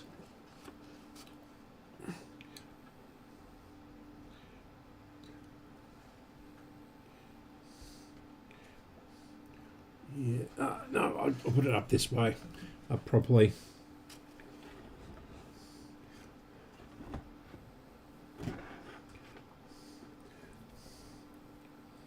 We'll put the valves in. This must have looked gorgeous when it was new, because if you have a look down there, oh, you can't see it. Down there, there's also this gold braid, the cloth, so it's quite faded on the front. Although that part down there is more like it, but yeah, I should be able to wash this if I'm really careful. These fall apart, these cloths. So that's the 5Y3. Put this in.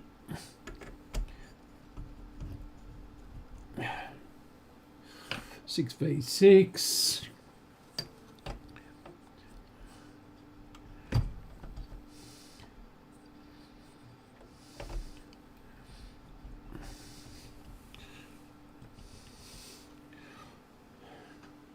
Okay, now I'm going to test this bulb and see if it's open or what have you.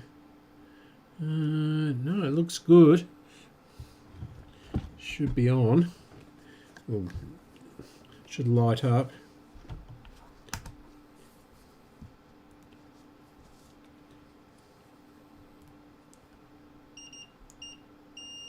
Yeah, the globe's good.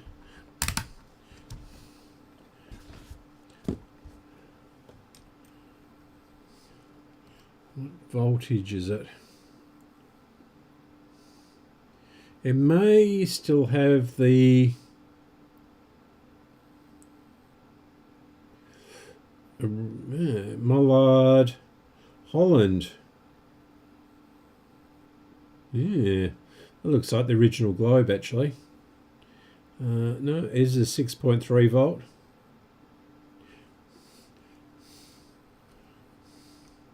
So there should be 6.3 volts on there. Okay, so let's try that again.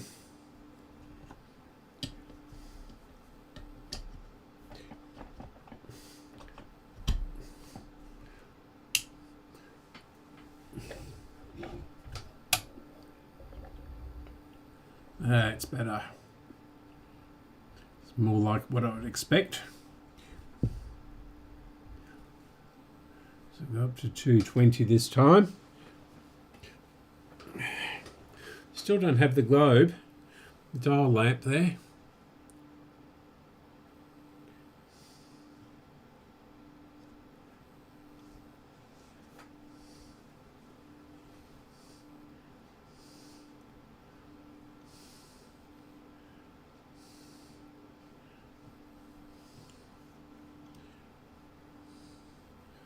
See that?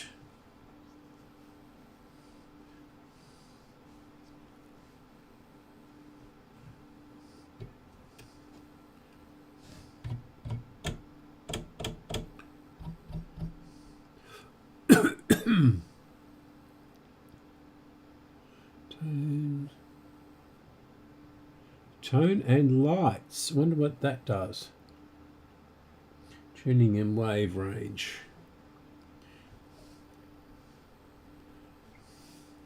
Where the pliers.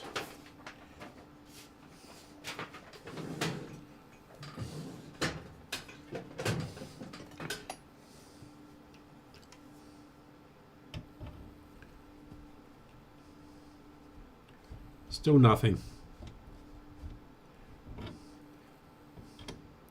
And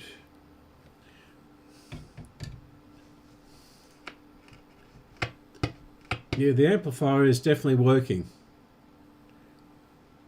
I wonder if it's got a phono input.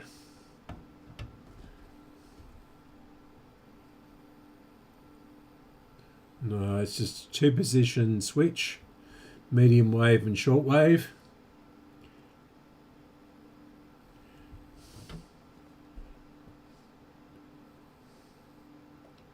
Yeah.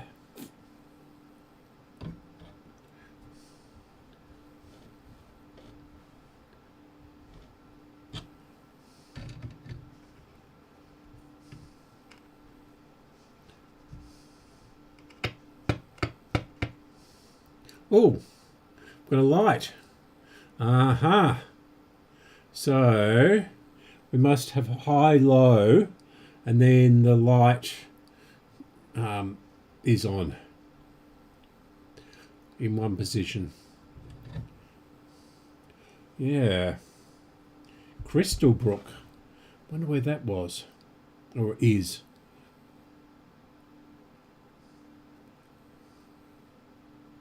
I think that's in New South Wales, but I didn't realise they had a radio station.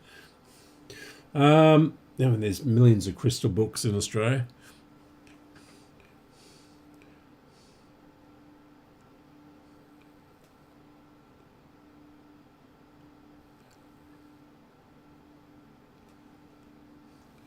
Yeah. What I'm going to do is try and induce a signal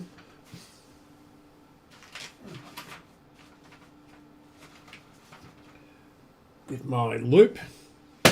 Oops.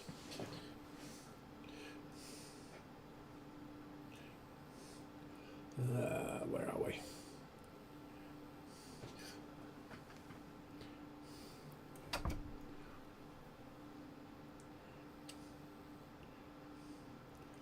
Okay.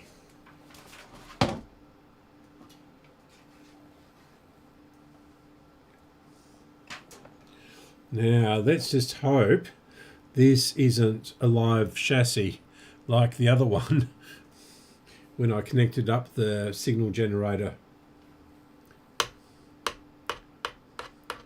No, that's fine. We'll put that onto there. And I'm not going directly into it, I'm just going to do a loop over the valves. See if we can hear anything. Okay.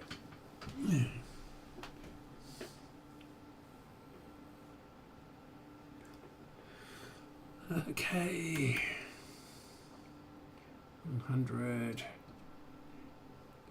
AM and modulation on.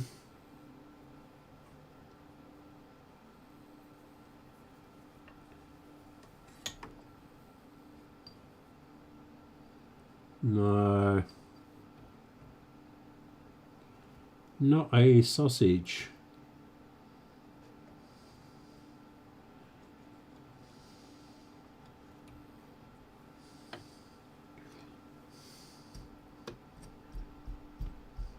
It's odd that it's not coming out of the final,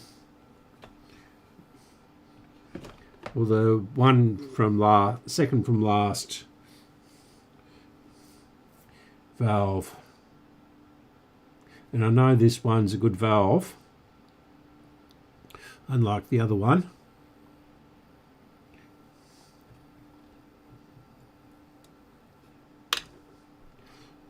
That gave me a bit of a fright. It's just the clip coming off.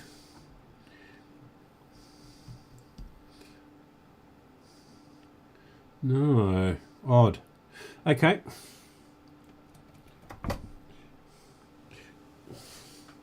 So, boy, that stinks as it's burning all the dust off.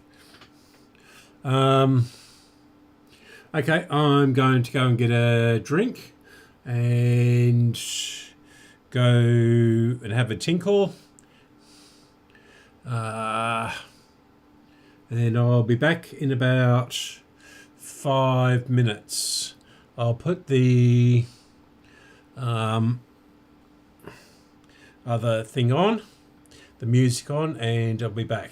Okay, see you in 5 minutes.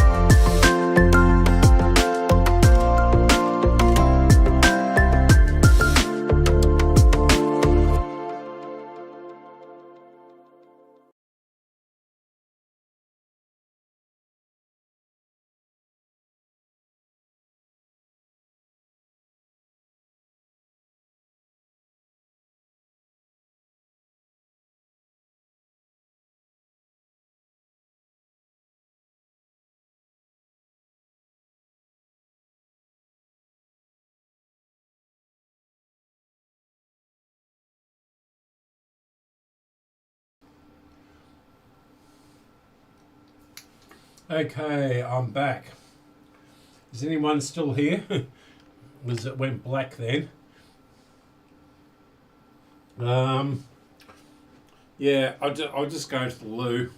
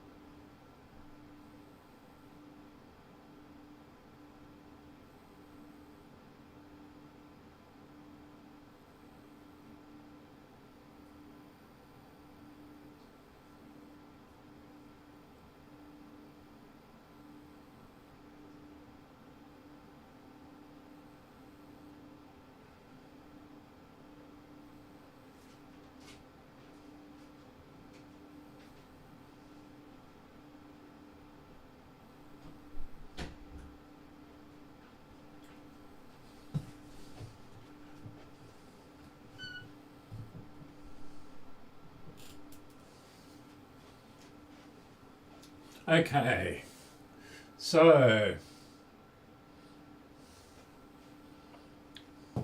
yes, that's supposed to loop around that little bit, and it's obviously not. So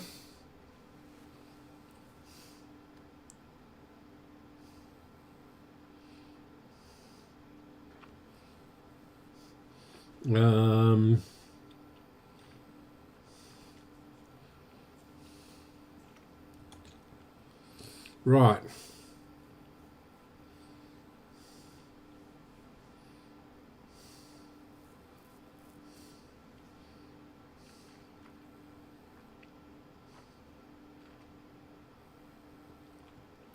I'm just having a bit of a think here what to do next. I'll go till 9 o'clock.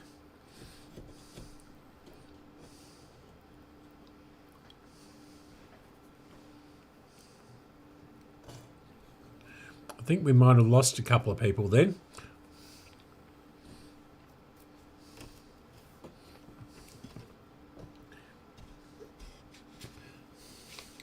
Right, okay. It's a Mullard master radio. Okay. I wonder if I've got anything that'll go in there.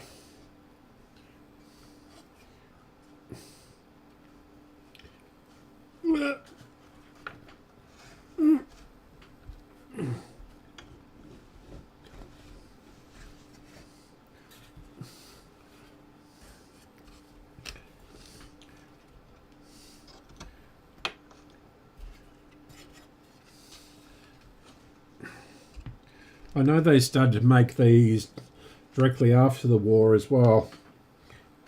Let's resume production. So, put that under there. We can rest on that, and it can face forward. So I can work on it.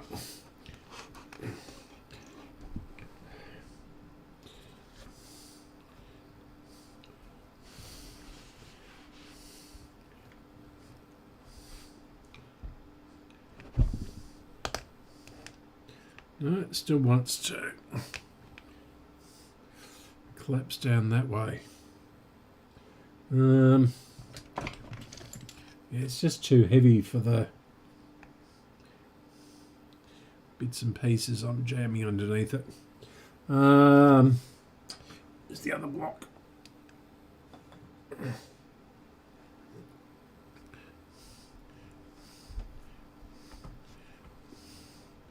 Might have to get some books.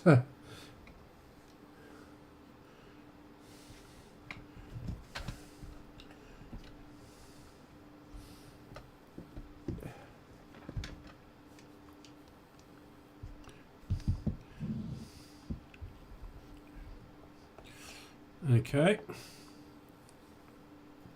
Right. So we've got the valve. You're going to better see that. Yep, just about.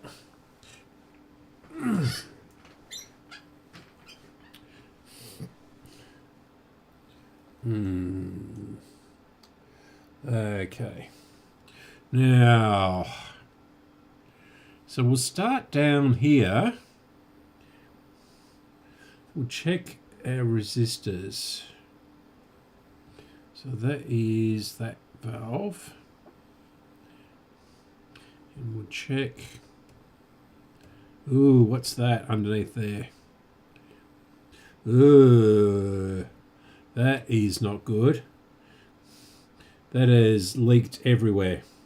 So I'll change this one and we'll see what's underneath here. That might be our problem.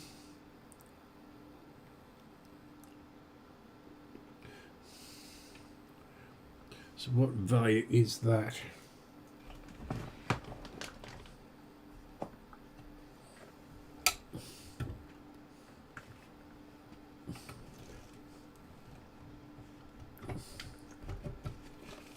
Okay.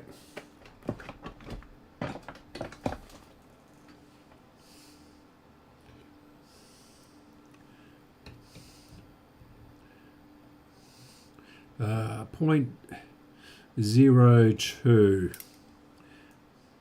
Yeah, that one, you won't be able to see that, but there's a little one down here. Let's see if I can bring you in. Yeah, that's a bit better. This one here, that is yuck. That's all horrible. And that is supplying the signal from the 6B8 through to the 6V6. So that might be the problem. So I'm going to try and replace this one so we can get to it. So it's a 0.02.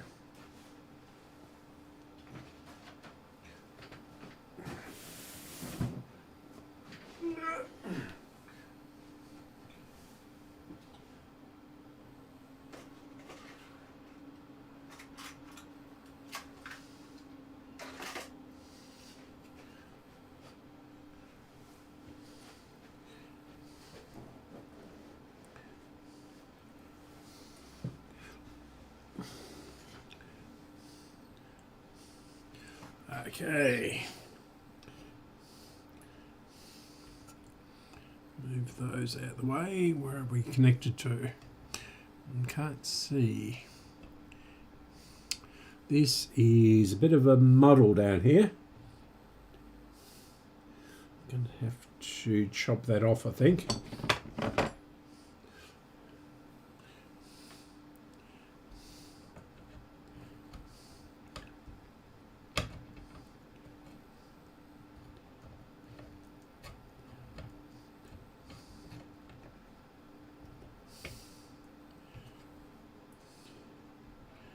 And get the cutters down in there.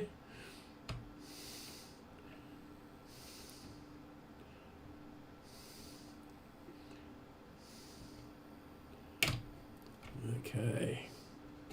And that one goes off over there, does it? What? They've done knitting here. Oh, I see, it goes to that one. Okay. This one, though, I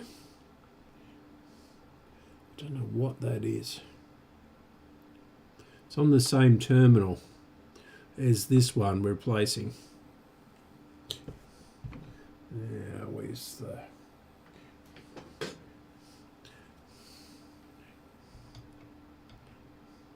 So we'll just do a hook and loop on this one. Think it's just too crowded in there. So go to there, that's going to short on that.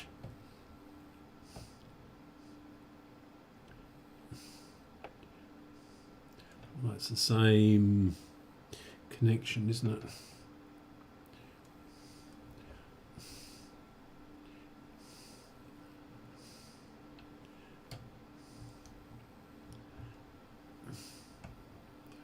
Trying to clean this off a bit.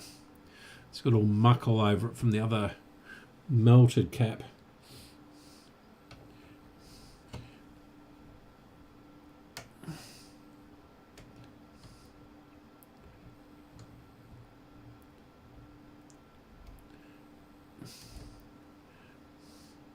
Yeah, okay.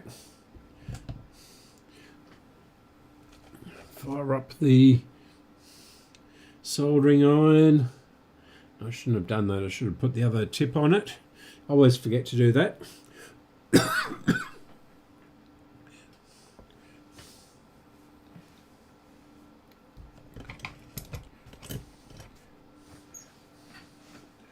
Okay.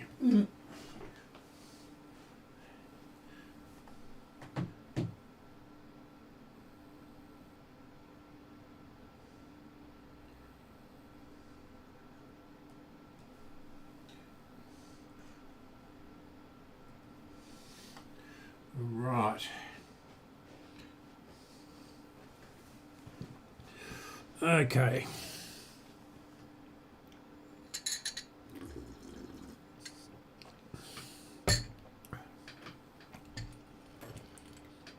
That's better. I can talk now.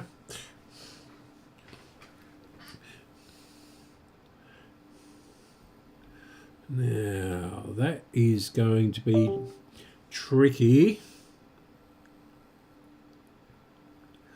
So, what we might do...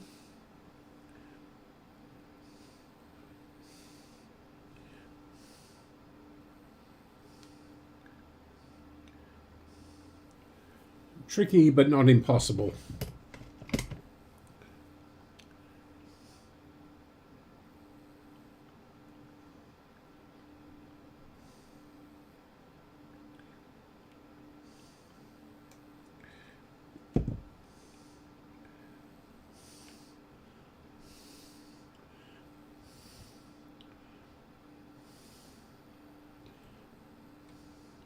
If I can get the soldering iron down there, that is.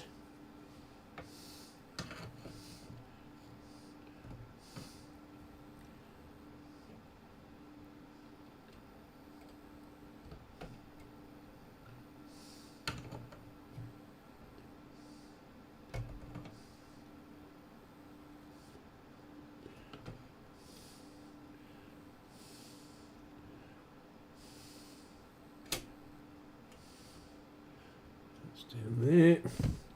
Good.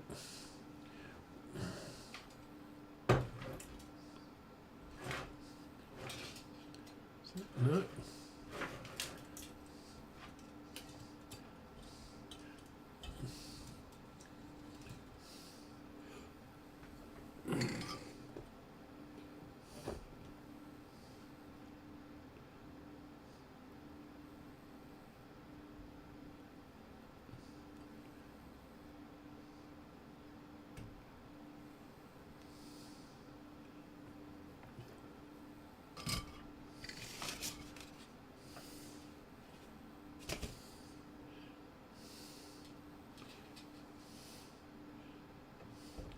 And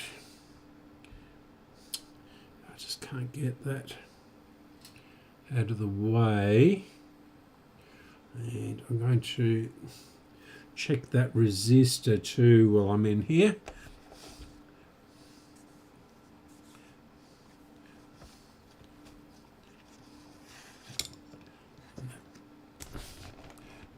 Chart needs to go up.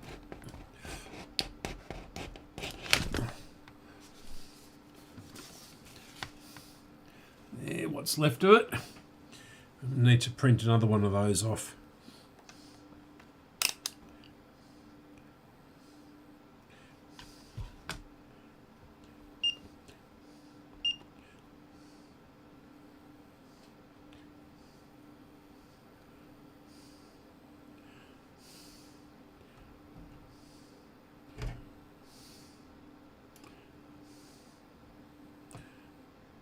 Yeah, it's got a capacitor or something on it, but it's, yeah, it's okay.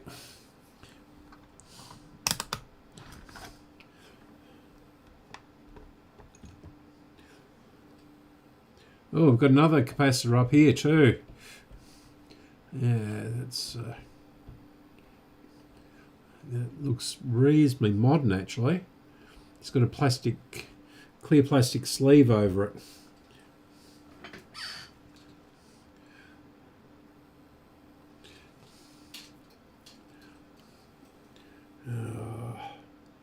Don't pretend to understand how these work. There is trimmers all over the place. So we've got 4 on the top and 1, 2, 3, 4, 5 underneath. So there's a lot to go wrong here. And that's been disconnected too. Maybe that is in place of that. That should be okay. Right, let's do this one. I'm going to see if we can... Oh, that is really bad down there. That is just a maze of wires and stuff onto that 6V6.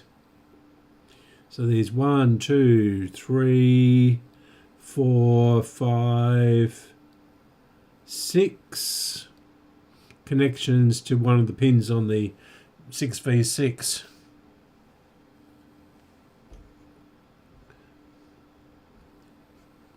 And that... Oh, no, that's not that one, is it? That's connected over there. Definitely over there. So we'll do...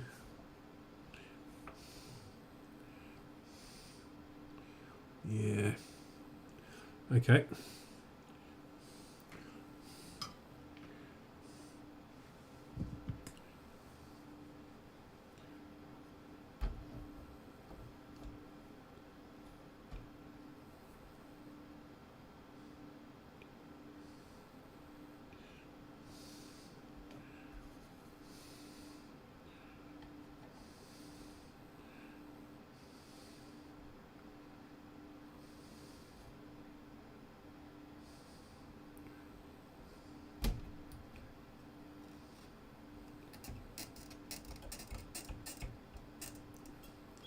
No, everything's coming off except what I want to come off. Have they done knitting on this? It's getting really hot.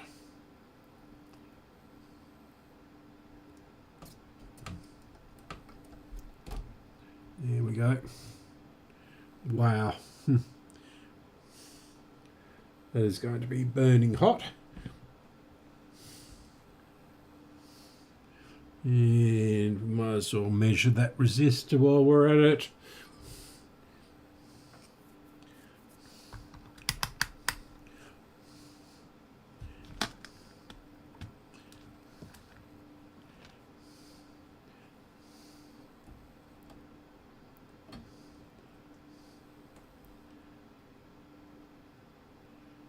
Okay, it's not open. I'm not getting a good connection on it.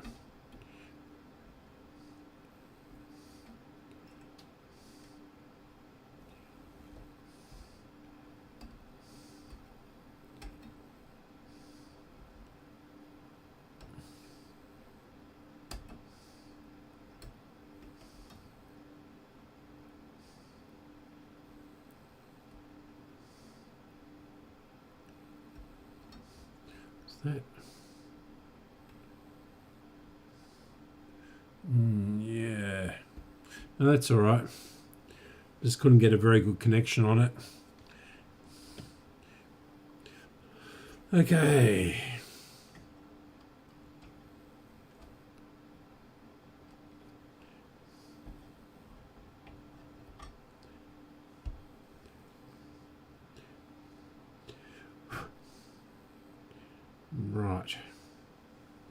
How am I going to do this? I have to put some heat shrink on that, I think.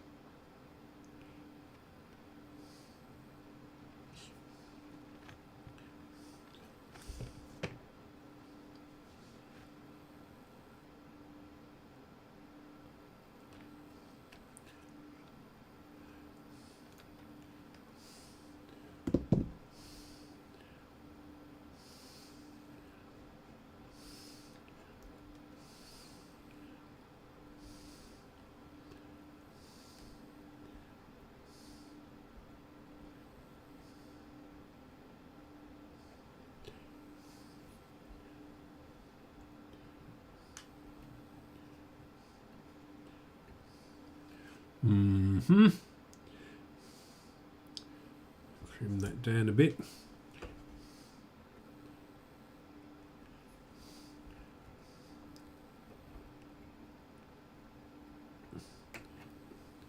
Yeah. This is going to be the hardest part of this. There's so many connections to everything up here.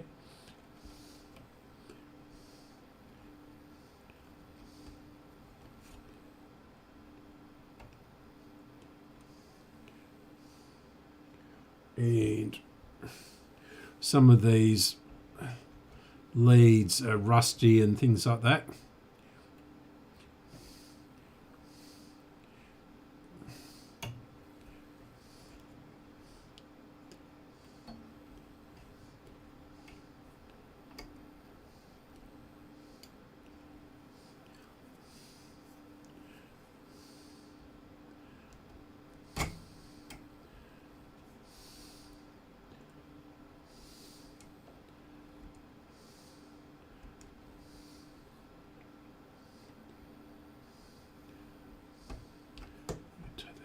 Moment.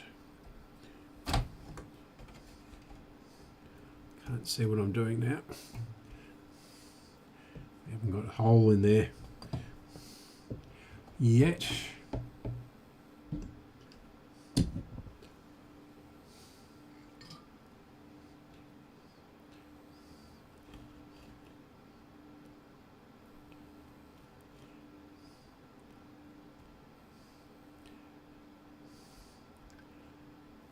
Come on.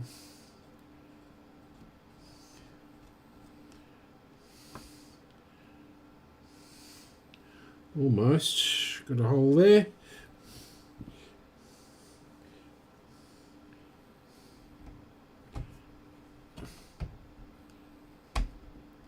That's better. Now, if we heat this up,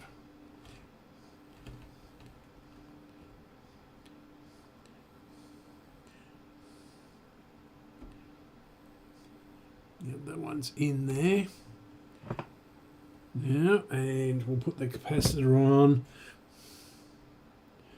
through the hole.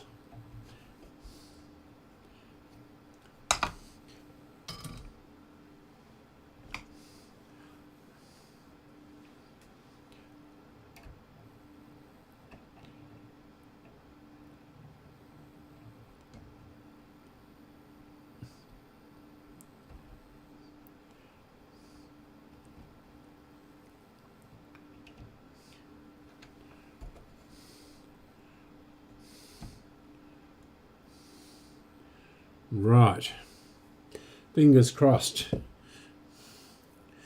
Where's the...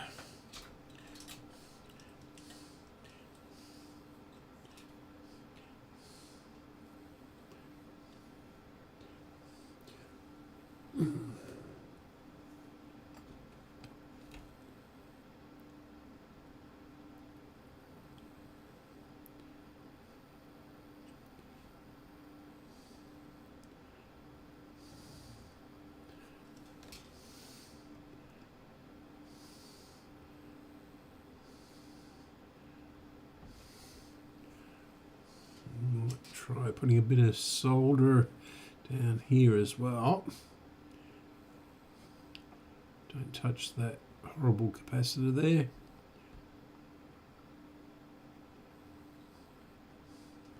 Yep. That all should be connected. One down, 25 million to go.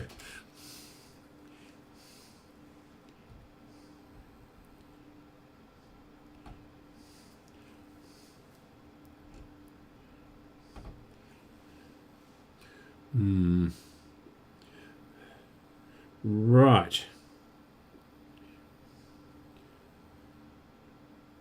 Now, what is this one?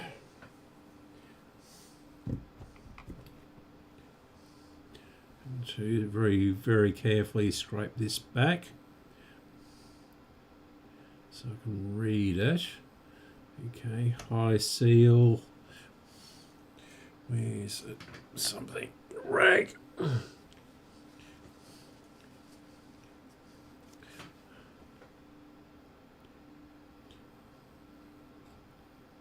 This has obviously got very hot at some stage.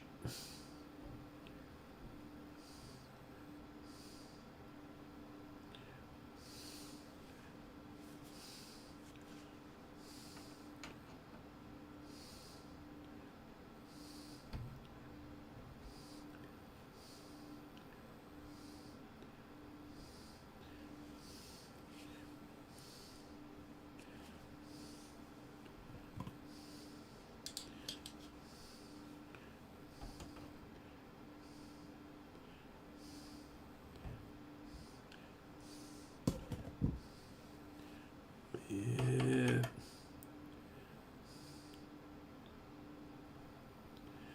300 volts DC.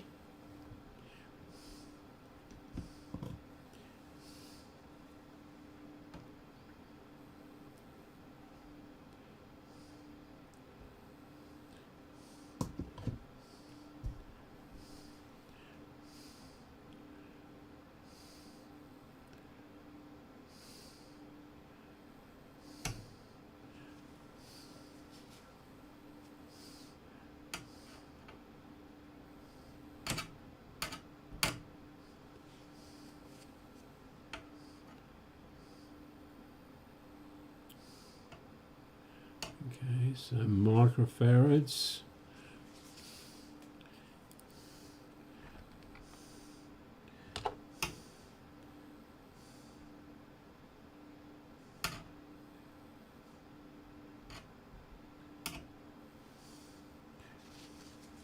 Zero point 005, is that?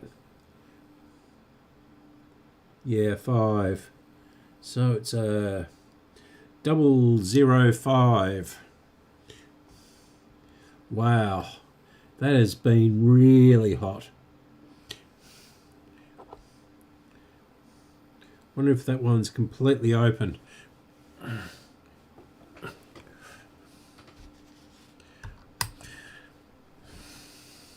My capacitor tester won't test that, or the little one won't. I can test it on the other one, but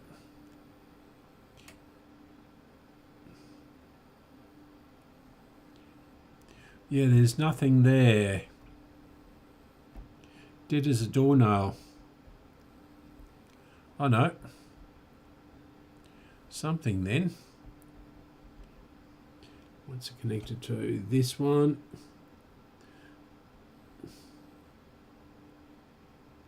Yeah, it's not going to test that because there's other capacitors there. Well, that has definitely got to be replaced. It was black. All the wax had melted, and yeah, it was covered in everything that could possibly stick to it. So 005.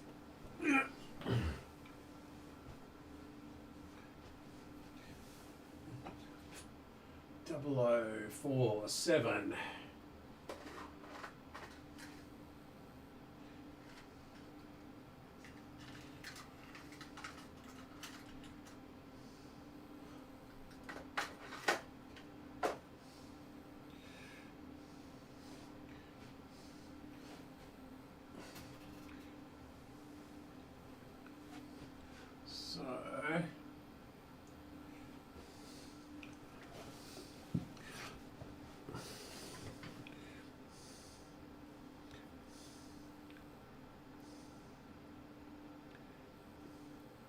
Yeah, 472.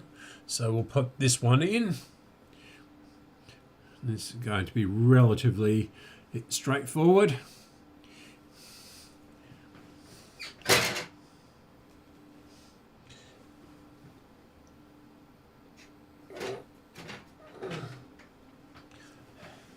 Must see where those belts have got to for that tape recorder.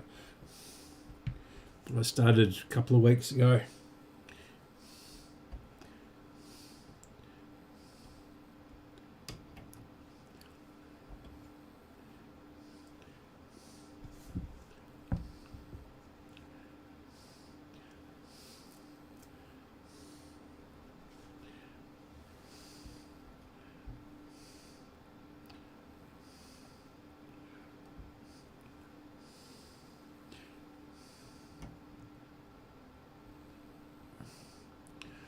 Another hook and loop job.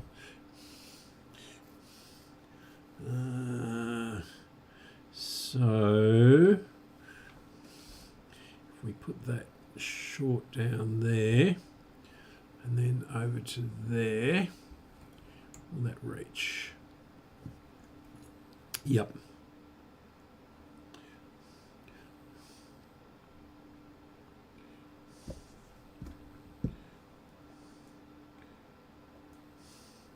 Definitely don't use these values very much.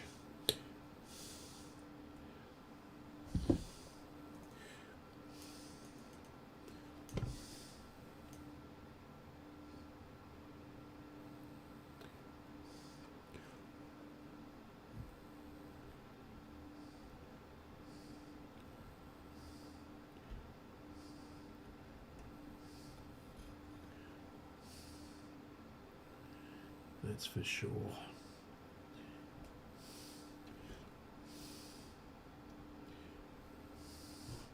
And once I've put this one in, we'll test it.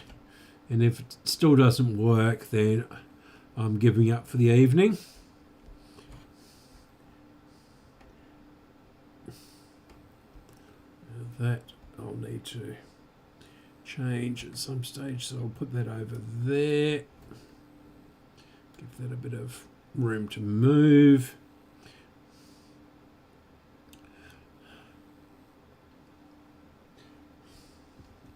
Might even be this resistor. They can go open.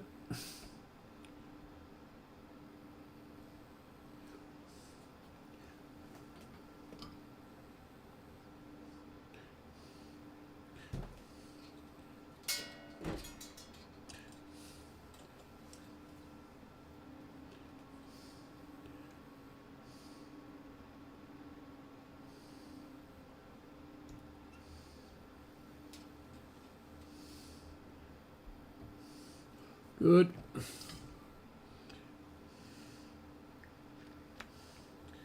Heat shrink.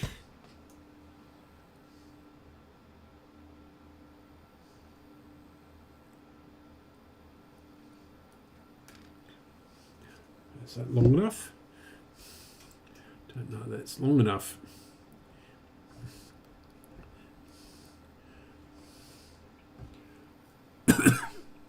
Actually, yes, that's long enough. Wow, what a mess. What a horrible mess.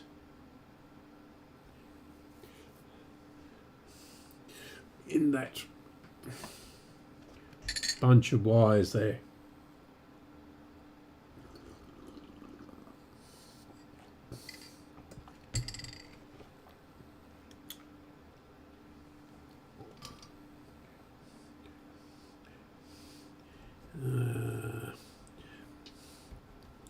Right, so that one's got to come off. That one's got to come off too. So might just wrap that around.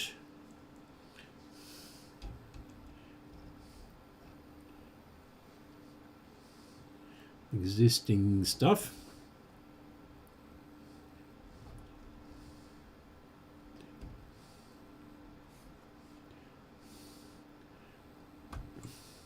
Yeah, So you can see the state of this capacitor. I mean, yeah, it's just absolutely had it.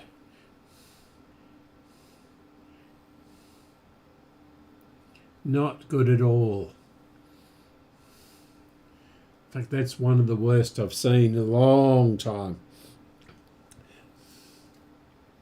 So it must get really hot down there.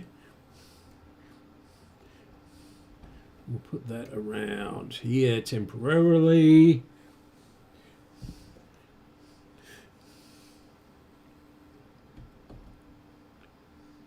Come on.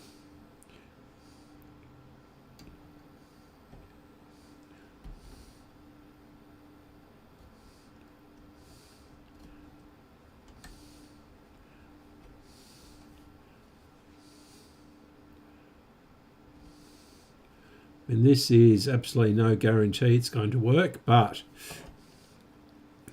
it is a prime candidate.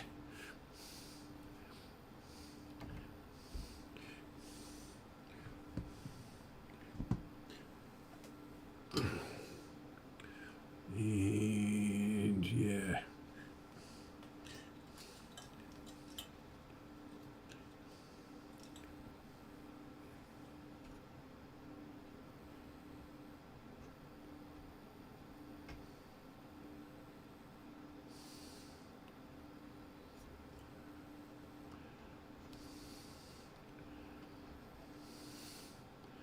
Where's that solder going?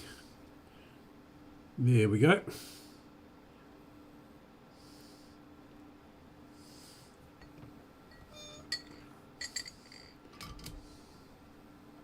Right. We might actually be able to try it in this position. So just check everything. So that looks fairly strong, stable there. Not that you would think so with the way it's leaning on. Yeah, it's the way it's propped up with these pliers here. But it does seem to be reasonably okay. So let's try it. And you can watch for the magic smoke.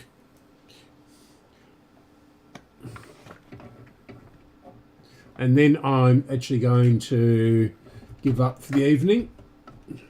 So I'm getting very tired.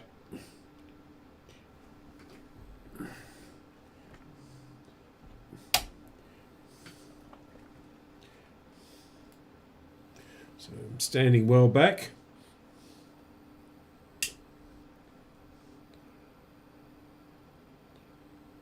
And our dim bulb is dimming off quite well.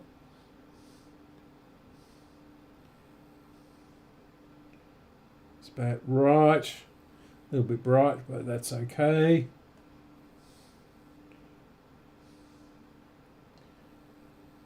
The dial lamp is certainly bright.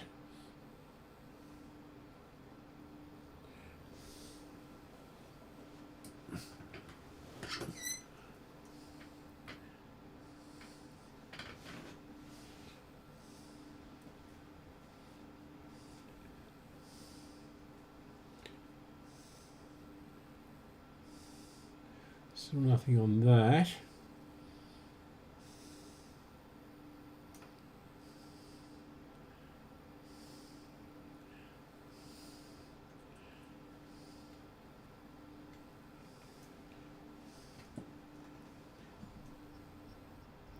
Still nothing.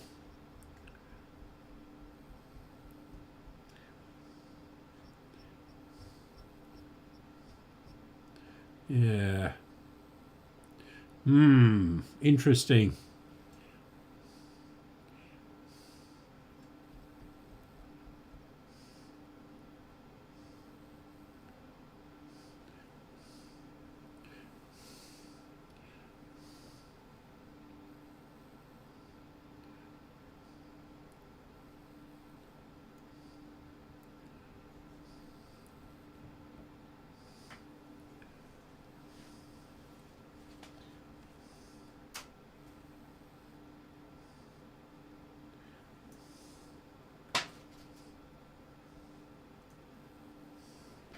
The black is definitely the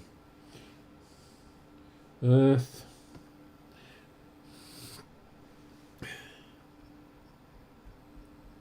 Nothing. How odd.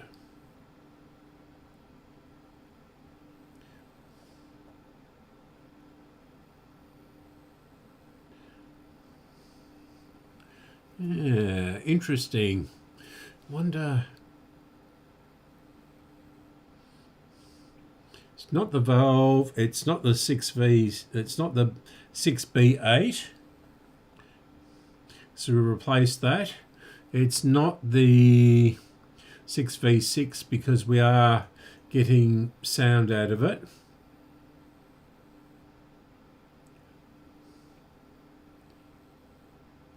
Now that looks like a short up there. I know. Could that be a short? Maybe.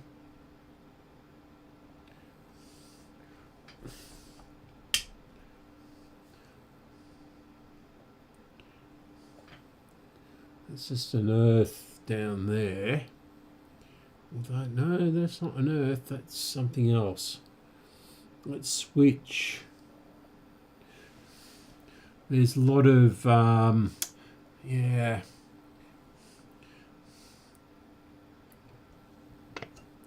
Okay, still got voltage on it.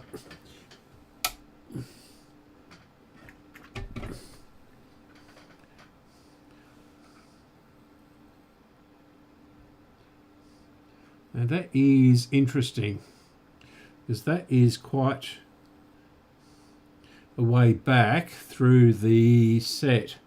That's that ECH35 or whatever it is. So I'll move that away. But I don't think that's the problem.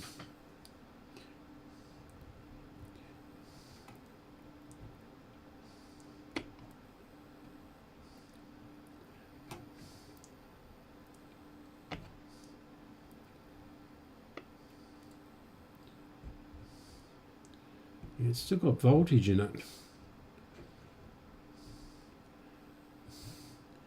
It's got a little burr of the wire or the braid.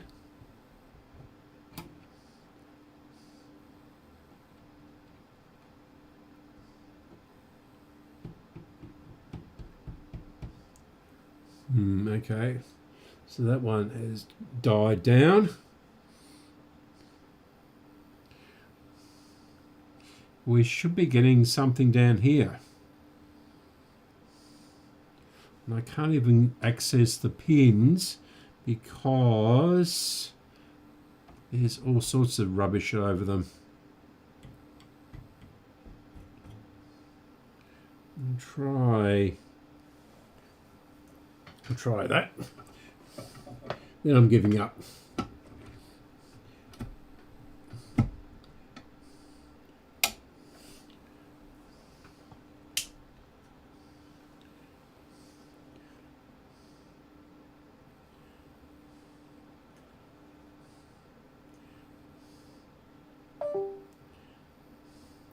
So that should go across to there. Wow. Really picked some sets lately, haven't I? I don't know what's going on, how this has been rewired.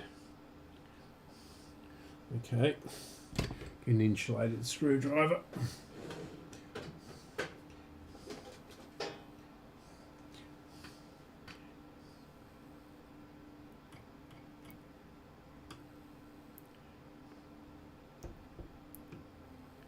No, nothing. Nothing.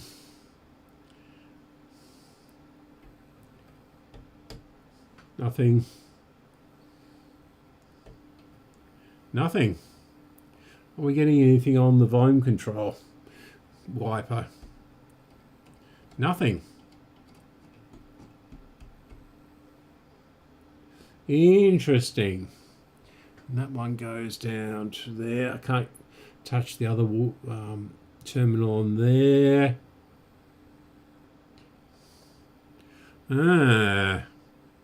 This is a total mystery. So if we're not getting anything on the volume control wiper,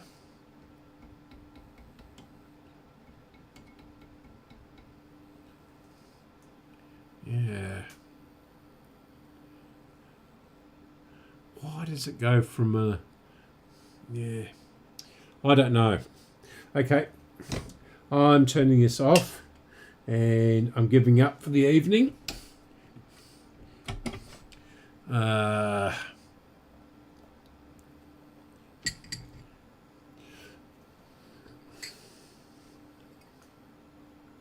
So I'll have a bit of a sip of my lemon and honey.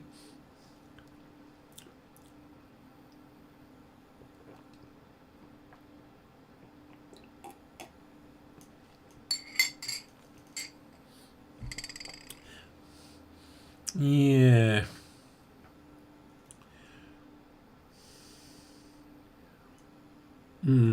No. Walk away from it. Have a look at it with fresh eyes tomorrow.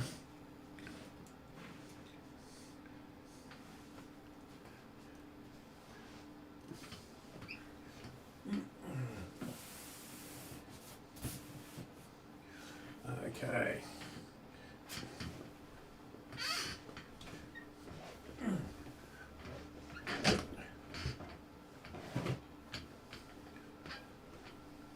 Right. So, why is that dropped down to 0? Oh, I don't know. Can't understand these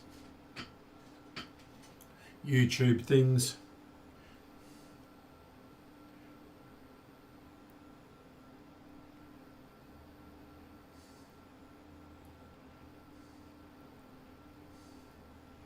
Okay.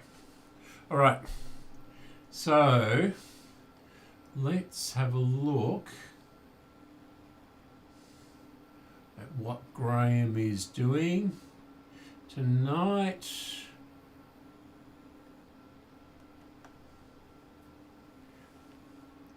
So he's doing another 2001, is he? Oh no, it's 7600.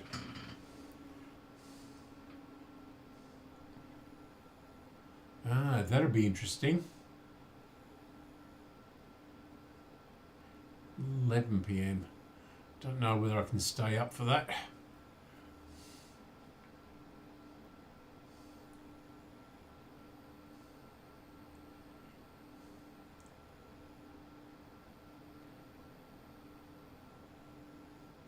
Yeah, okay. So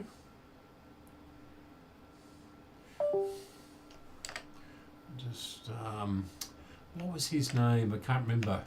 I was going to show you someone.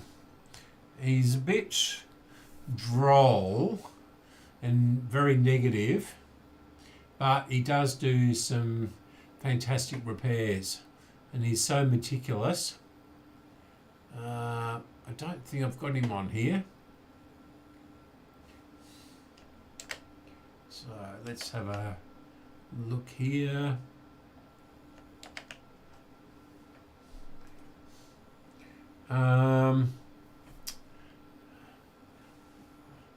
We done reel-to-reel warehouse. I'm not sure if we have.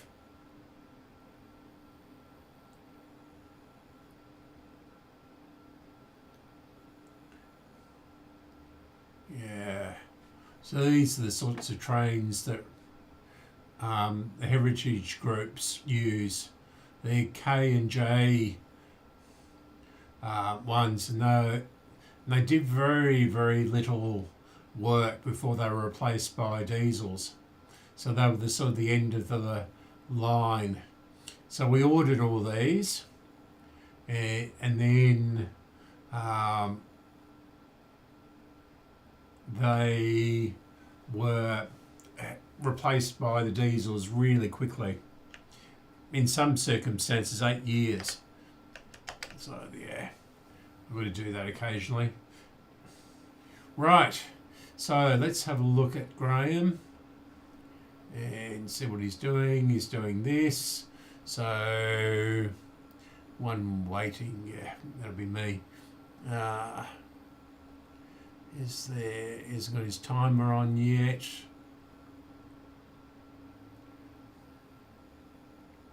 Oh, 118 minutes, yeah, that's 2 hours.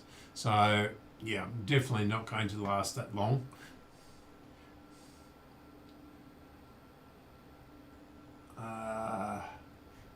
Off to oblivion, are you, Aaron? Good luck in oblivion. Yeah. Who was it? I can't remember. Was it on here? I saw.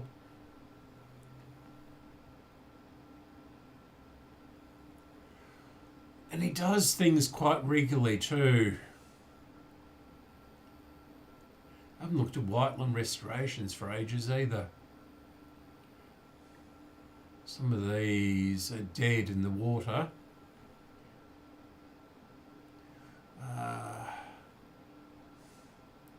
Tasty Classics. He's really good too. Sort of entertaining and makes it look like he's doing bad things to his cars, which he gets out of who knows where.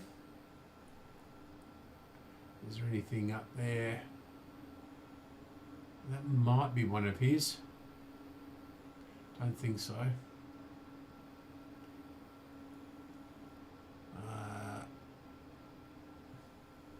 I used to have one of those and someone stole it. The bastards. Cost a fortune.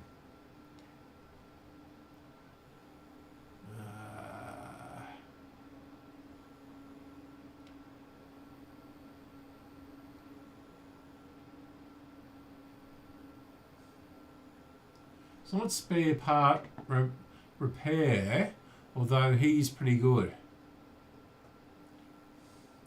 So we can go to him, have a look at his channel, and he's quite prolific as well. Has Graham mentioned him at all? I can't remember.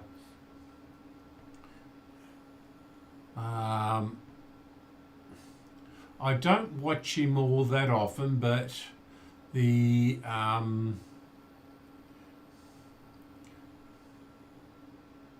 some of these. Oh, he's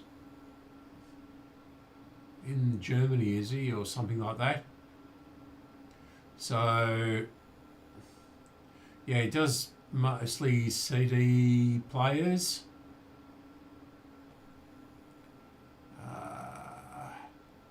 Yeah, that CDP 101 was why I actually went there.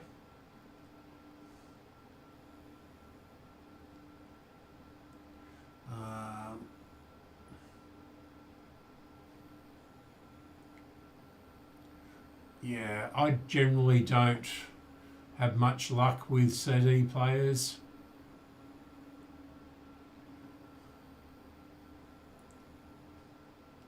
Deluxe Denon. Yeah, so that's what I really like. A B225 Revox. I've got a couple of Nakamichi cassette decks.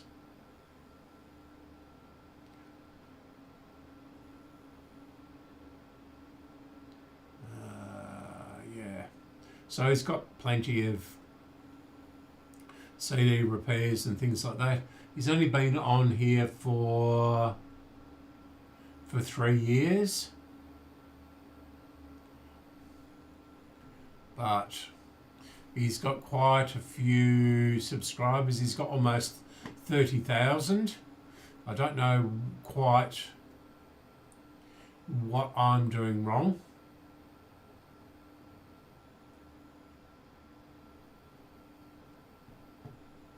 But yeah,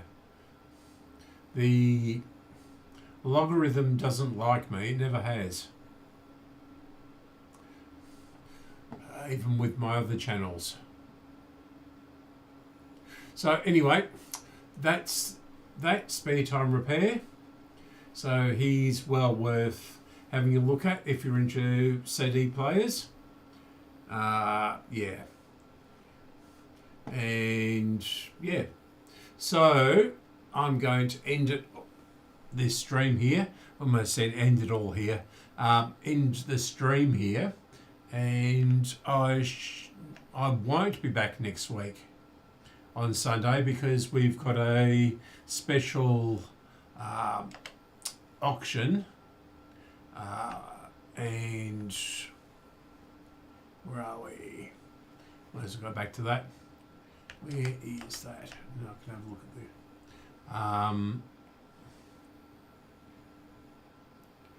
there. And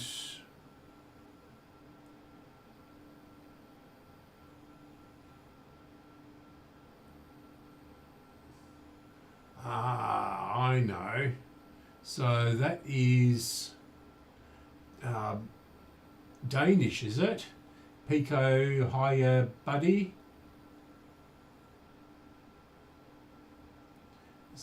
Is that Danish? Yeah. Yeah. Sorry, chill and relax. It's time for me to go. I'm finishing up the stream. So, yeah. Okay. So, as I say, I'm not going to be around next weekend. We've got a special fire sale auction, as it were. The government has compulsorily acquired the land on which one of the club members has quite a collection of radios and all sorts of other things, including some very interesting cars. Yeah. So, you know, he's got a not a Nissan Cedric. Yeah, I'm definitely getting tired. But he's got a couple of Rolls Royces there. He's got a couple of Ferraris. He's got a Edsel. That's what I was looking for, not Cedric, Edsel. He's got an Edsel there. He's got all sorts of cars there, and we probably won't be able to get in and see those. We're just doing the radios, and he's got all sorts of other stuff there. It's quite a large site, and the government wants to put a railway through for the airport at long last. But yeah, so he's got to move. He does a lot of metal stamping, so he's got these huge metal stampers apparently. I was going to go down during the week and help, but I just wasn't up to it. And that's why I didn't go yesterday either. But I'm being driven down next week, so that's a bit better. Yeah. Yeah. So I'm obviously getting very tired because I'm mumbling and rambling on. So, okay, I'm not going to be here next week, but I'll probably do a stream on the Saturday local time. So if you want to catch that, all good and well. Anyway, I'm going off, and I may see you on Graham's stream tonight if I'm still awake, but it won't be for very long tonight. Okay, I shall catch you all later. Thanks for watching the stream, and I shall see you when I see you.